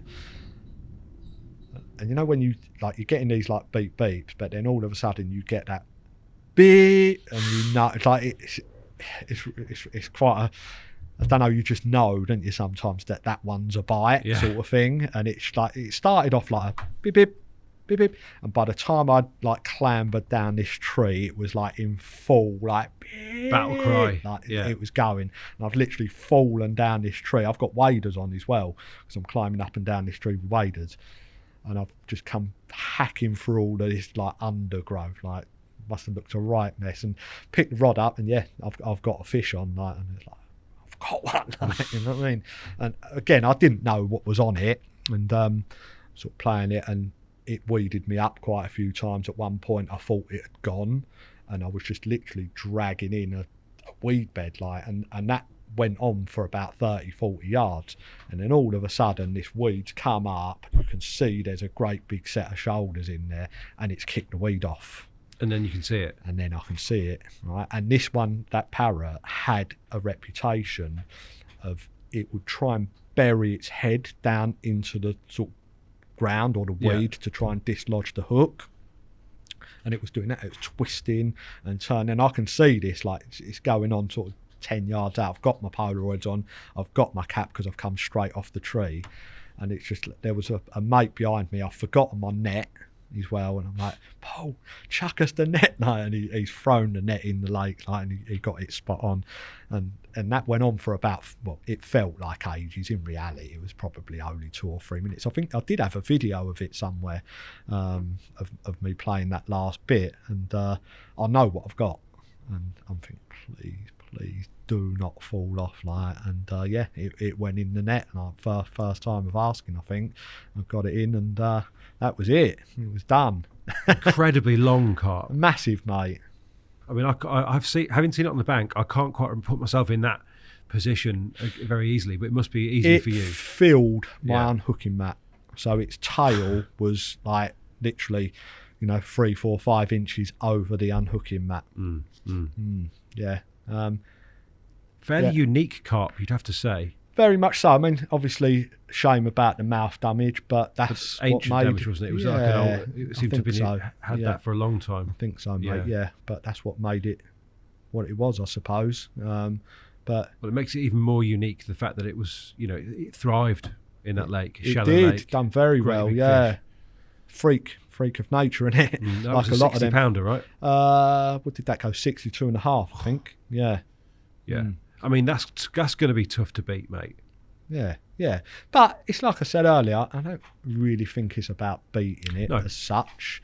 But what do you consider your personal best, if you like? Is it the weight? Is it the what you've had to go I would through? say the weight's probably the personal best. But favourite carp, I don't know, maybe the Fat Lady. Iconic from that time as well. Yeah. I mean, it kind of leads. But they're all up there. Yeah. Because there's not loads of them, is there? But yeah. No, but again, you've knocked off another huge carp, and it kind of, you've already tied it in with Burfield, and it does lead us to where you are today, and you're still there, and it takes a degree of bloody mindedness, I guess, to still be there, George. Yeah. Like Defo. Could you have folded on Burfield? There's been a time when I thought about it, but what makes you stay then? I want it. Yeah, I think Burfield, mate, you either want it or you're going to play at it. Can you tell people? Can you tell who does and who doesn't almost straight away on there? I don't know about straight away, but out of a 50-odd man syndicate, you can only count on one hand who stays. Say, not so much stay, because there'll be lots that stay, because for everybody, people want different things. True. Yeah. So, and it is a great lake. It is, and for some, and probably quite a lot, it might not just be about that common. Yeah, that they might be quite happy to. I'm fishing Burfield, and there's lots of big mirrors in Mm. there, and even a couple of big commons, like but going back to your original question, like, you can tell who really wants her, if that makes sense. Yeah, and it would have been more clear cut back in the day, because the rest of the stock wasn't quite as big. No. So most people were there for that fish, Yeah, weren't they? But they now were. you could legitimately go and catch 50-pounders. You can, yeah. If that's what you want out of your angling, and they're blue pool carp. A lot of them. It's no lie. Some of them aren't the best looking carp, but they are a Burfield carp, and they're not that easy to catch. No, I was going to say, I think that's probably a bit of a misconception, isn't it? That people might have that it's it's potentially a super water or a 50s venue, like full of big mirrors. But yeah, I think social media and all the rest of it, isn't it? You see people on social media. Obviously I'm guilty of that. I put carp up and stuff like that, and oh, look, he's had another big 40, he's had another big 50, and such has had this, and it's very easy to think, oh yeah, mate, that's easy, but in reality, it can be. Yeah. But by how much of a stretch is it the biggest challenge that you've ever faced? Oh, it is the biggest challenge I've ever gonna face, I think, for that one particular carp. I mean, I've had a lot of carp out of Burfield, like I'd say in excess of 200 bites, more than likely, over 7 years. Probably getting up for as many carp as anyone's ever caught out of there. It must be. Don't know. I mean, obviously, because lots of lads I'm counting losses. Yeah, of course. Just bites. Yeah. And obviously, being a gravel pit of that nature, you do lose gnarly old pit. one or two. Yeah. A lot of snags. And they pull. Would work. They pull all right. Yeah. Yeah, they definitely pull. But yeah, I can't remember what we was. Yeah, no, it's the challenge, the scale of the challenge. Yeah, I mean, I think I said to you earlier, knowing what I know now, I don't know if I'll take that challenge on again. So, easy when you're sitting there thinking, oh, Burfield, it's the last of this, it's the last of that, and all the rest of it. But in reality, mate, it's probably as big a challenge anyone's going to take up. But obviously, you're going to get you guys that go on there and might have it in a year or two. Absolutely. Well, it has happened. And it has. And lads have had 100+ fish, Stokesy, Oz, Terry Hearn, all caught over 100 carp before they caught that fish, didn't they? Yeah, definitely. Tom Stokesy obviously was on there when I was on there, caught a lot of carp, yeah. And obviously got the one he wanted in the end. Do you still enjoy it?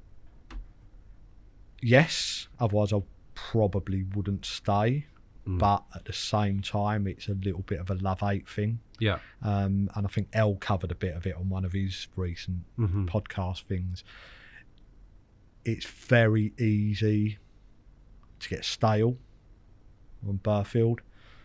The way that I fish it. This is what I was going to say, because obviously you've carried on your preferred way of angling, and certainly in Bomb Point for a long time. I was, done a lot Presume of time in there. You knew that swim, every inch of that swim. Pretty much, mate, yeah, I did. Yeah, and done really well out of it, funny enough. And obviously at the time we could use bait boats. They used to stop them in the summer when it got really weedy. But incidentally, believe it or not, I've actually caught most, not that it makes any one form of difference to me at all, but I've caught most of my carp on Burfield by casting. I'd say more than half. Yeah, because a lot of the swims, well, the fish, excuse me, the swim that I'm sort of more concentrating on at the moment didn't allow bait boats anyway. They've been banned now anyway, so no one can use a bait boat. But I've fished for the last 2 years without one anyway. Okay. Because they came to dominate, and obviously it has been caught on bait boat, use of bait boat, hasn't it? Sort of became quite. It seemed to me from the outside, as an outsider, that it was almost a prerequisite of fishing Burfield that you needed a boat. It was, definitely, and it's in a lot of people's minds still now. Yeah, like without a bait boat, it's not worth fishing. But you don't think that because you're still there? Not at all, mate. Yeah. Not at all. No, I think Burfield, you've got probably 3-4 swims that a bait boat will massively help you out. But the rest of them, I think you can catch them the way we always caught them. Yeah, of course. Casting, and again, in my opinion, I think where they have stopped the bait boats now, it will probably bring them closer in. I fished it both ways. So when I first started on Burfield, you couldn't use bait boats, and then they got introduced, and obviously now they've been stopped again. Yeah, I mean, you're kind of must be one of the, in inverted commas, like elder statesmen of the lake now. So, you've been there a long time. You know it. You know it as well as anybody, presumably. Well, I don't know. I mean, there's a lot of good anglers on Burfield. Probably, well, definitely far better than me, mate. That catch a lot of carp, but we all do it our own separate way. Of course. Right? And I think as you get a bit older as well, I think you fish to your strengths. And I'm going to be honest, my strength is not moving every single day to try and get on carp. My strength is what I do in the baiting thing, and it nearly worked for me once. And it does work because I've caught a lot of carp from there, but whether it's going to work to single that particular carp out, time is going to tell, isn't it? I mean, you alluded to it then, the fact that it nearly worked because you think you may know, I don't know if you do. I'm pretty sure that you lost it. I've lost it, yeah, pretty sure. Oh, well, as sure as you can ever be. I mean, without actually having it in your hands. Without having it in your hands. How do you come back from that? Because no one's hooked it twice. As far as I know. Great difficulty, mate. Yeah. So, I won't go right into it, but at the time when I think I lost it, I'd been baiting an area again. It was during the summer. It was a full moon. It was in July when she's renowned for coming out. It hadn't done a bite that year. I don't think it'd done a bite for a couple of years or whatever. Getting pretty standard, yeah. Standard. Yeah. And I'd been catching quite well out of this particular zone. It was on Bum Point. Yeah. She's now shut, is it? No. Open the still? swim's still open, but obviously there's been other swims open around sort of it, so it doesn't have the same, draw to you, exactly. Certainly. Yeah. And I rocked up, and after giving it a massive hit of bait, that took a long time to get out. It wasn't too far out actually, so it wasn't as bad as some of them. And I turned up, and someone was in there. Right. A mutual friend. Yeah. I call him a Norza. But anyway, I looked at his lines. He was only there for a night, and he wasn't fishing anywhere near where I was fishing. And I was like, well, I've got 4 nights anyway. I'll jump in when he goes. So I left all my kit there, bar my bed chair, and I'll come back in the morning. So literally, I came back, got up really early, chucked the bed chair in the van, thought I'd go round and have a look. But I'm not going to go in the swim because, it's when you start talking to people, they end up staying a bit longer, don't they? Yeah. Now, I've got my rods wrapped, rubber root baits, almost standard with a crayfish. Yeah. So hook bait's still on, hooks are sharp from, my last session. I've already got them wrapped, they're ready to go. So my barrow's already in the swim, so I thought what I'll do is I'll go round the side and I can see my zone. And I've walked through these trees into my zone, and it is absolutely fizzing to shit, like a jacuzzi, and I've seen a lot of that on Burfield, and when they're tense, and when the carp bubbles are a bit different, blah blah blah. Come on, fuck off, mate, you've got to go, and I stayed in these bushes incidentally while he walked past me because I didn't want to come out and go, hello mate, end up with a 15-minute sort of conversation. So right on cue, he had to be at work, so 7 o'clock in the morning, whatever it was, he's gone. And so I literally run into the swim, 2 rods out, well, net set up first, 2 rods out. I had to put waders on to make the cast, so 1 rod out, straight on the money. Got the next rod out, literally I'm lining it up, and I'm just about to cast it. That rod I've just put out, beep, beep, beep, beep, it's away. Chuck that rod down in the bushes. That's got to be rare on Burfield, right? Don't know. I've had some moments when they're really on rocking, it. It's away. It's a lot. I've got it in. It's a 30 odd pound mirror. Got that into a sack or retainer or whatever it was. That other rod's still ready to go. Bang, straight out. And now I've already got rigs ready because obviously I've been having quite a lot of fish, and so I've clipped a new rig on, put the sticks in to wrap it. So I'm up, start wrapping. The rod that I've just put out has gone again. This one was a tench. So I'm like, now I've got not a rod in the water, but it's still completely fizzing. Finished wrapping this other rod, smacked it out, started sorting the other rod out.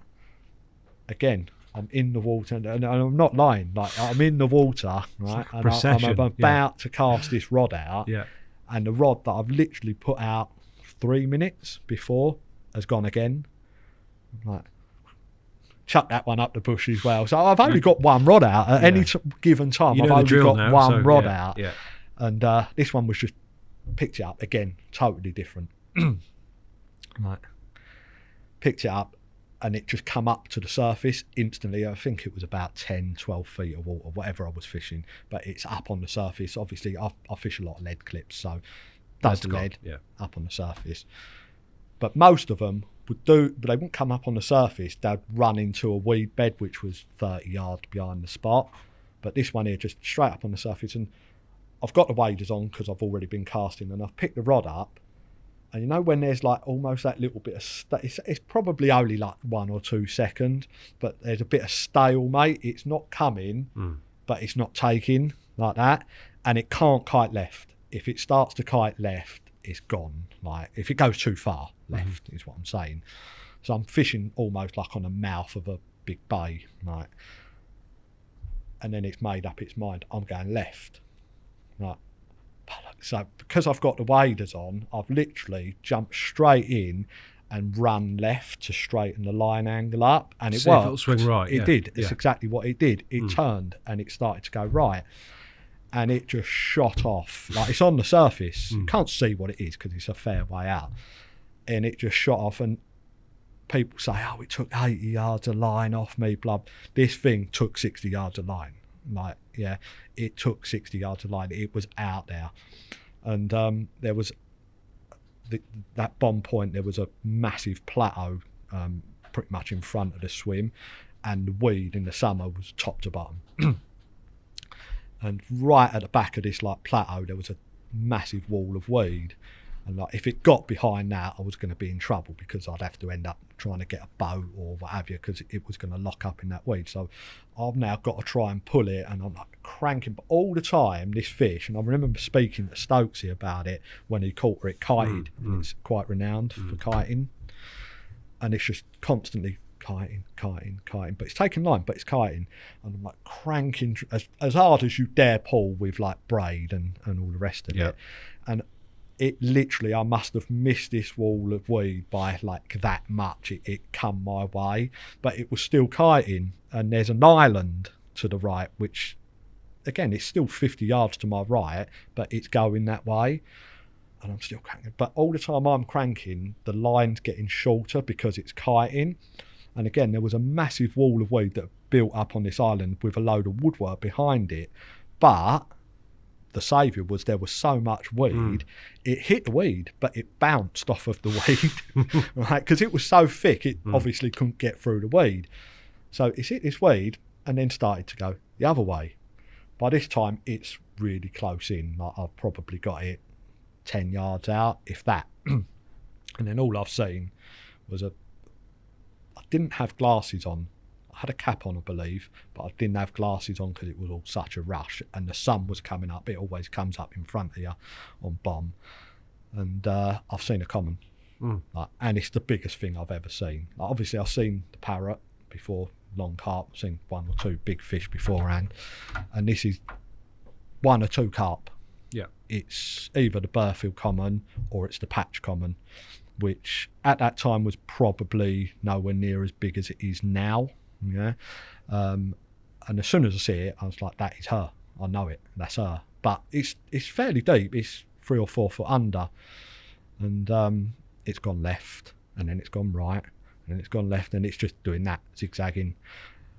And then I've gained a little bit more on it, and now it's probably from me to you away, but it's deep, and it's got itself into the marginal weed, if you like. It's a lot of Canadian, and it just buried its head into that. So yeah, no problem. I'm not panicking at all. Like, I've literally just got the rod tip up, fair bit of pressure, nice and slowly started to lift up. Lovely. And now the weed's come off. It's beat. It's done. Yeah. So it's facing me.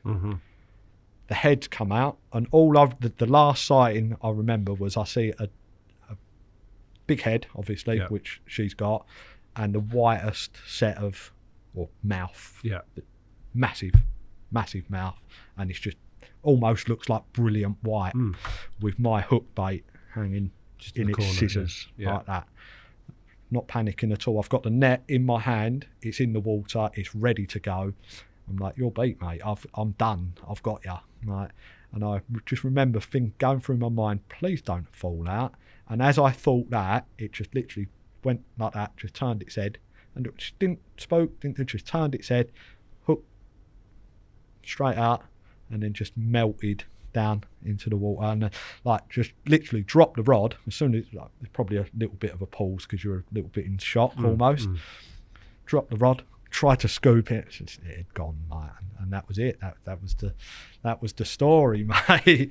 And so I'm very, very, very close. And that obviously, after seeing what I saw that morning, you then start to study photos of what its mouth looks like, what the patches, and they're totally different carp. They're big carp, but the patch has got a much smaller mouth compared to the Burfield common, blah blah blah. But so how do you recover from that? How do cry? Because you've done the impossible once. Yeah, well, I mean, it's hard to come back from that, mate. And to be fair, that's when I was like, is this fucking even worth it? I stayed on that session. Obviously, I weren't going to have another shot. I bet you hauled, didn't you? I had a few more, mate, yeah. But incidentally, it's quite funny because I had about 3 more that session, and then after that zone died. I think I only nicked 1 more carp off of that. And it's funny, it's almost like the queen of the pond, if it were. I mean, like I said earlier, you're never going to be 100% until, I've had carp before now, and you think it's it, and then you look in the net, it's like, oh, ain't that dickhead. Like, yeah, but I'm 99.9% sure it was it. But it's funny, almost like the queen of the pond gets pricked on an area, and then they all know, like, I'm not coming back. It's kind of must work for you to a degree, because it must have felt like it was over for the minute at Bomb. Like, that was... It was over. Yeah. I'll be honest, mate. That zone, even though I tried to get it going the following year, it was never the same. And that happens a lot on Burfield. Like, an area that you can have like multiple bites from, 1 year, next year, mate, they ain't coming nowhere near it. But that was that era there. Done. Well, mate, look, there's always it's an inspiration that you're still there, trying to do it again. And like, I remember when you went on there, I remember Elliot and Daryl both agreeing that they thought you'd be the next person to catch it. Yeah, well, we're a few years down the line, mate, but you never know. You never know, mate. No, and listen, as much as we're ending on that, I really do hope you get your moment with her, and it's been great to sort of roll back over the years and hear about some of the big carp and the big baiting, mate. So thank you so much for coming in, George. Yeah, and good luck. Thank you. I need it.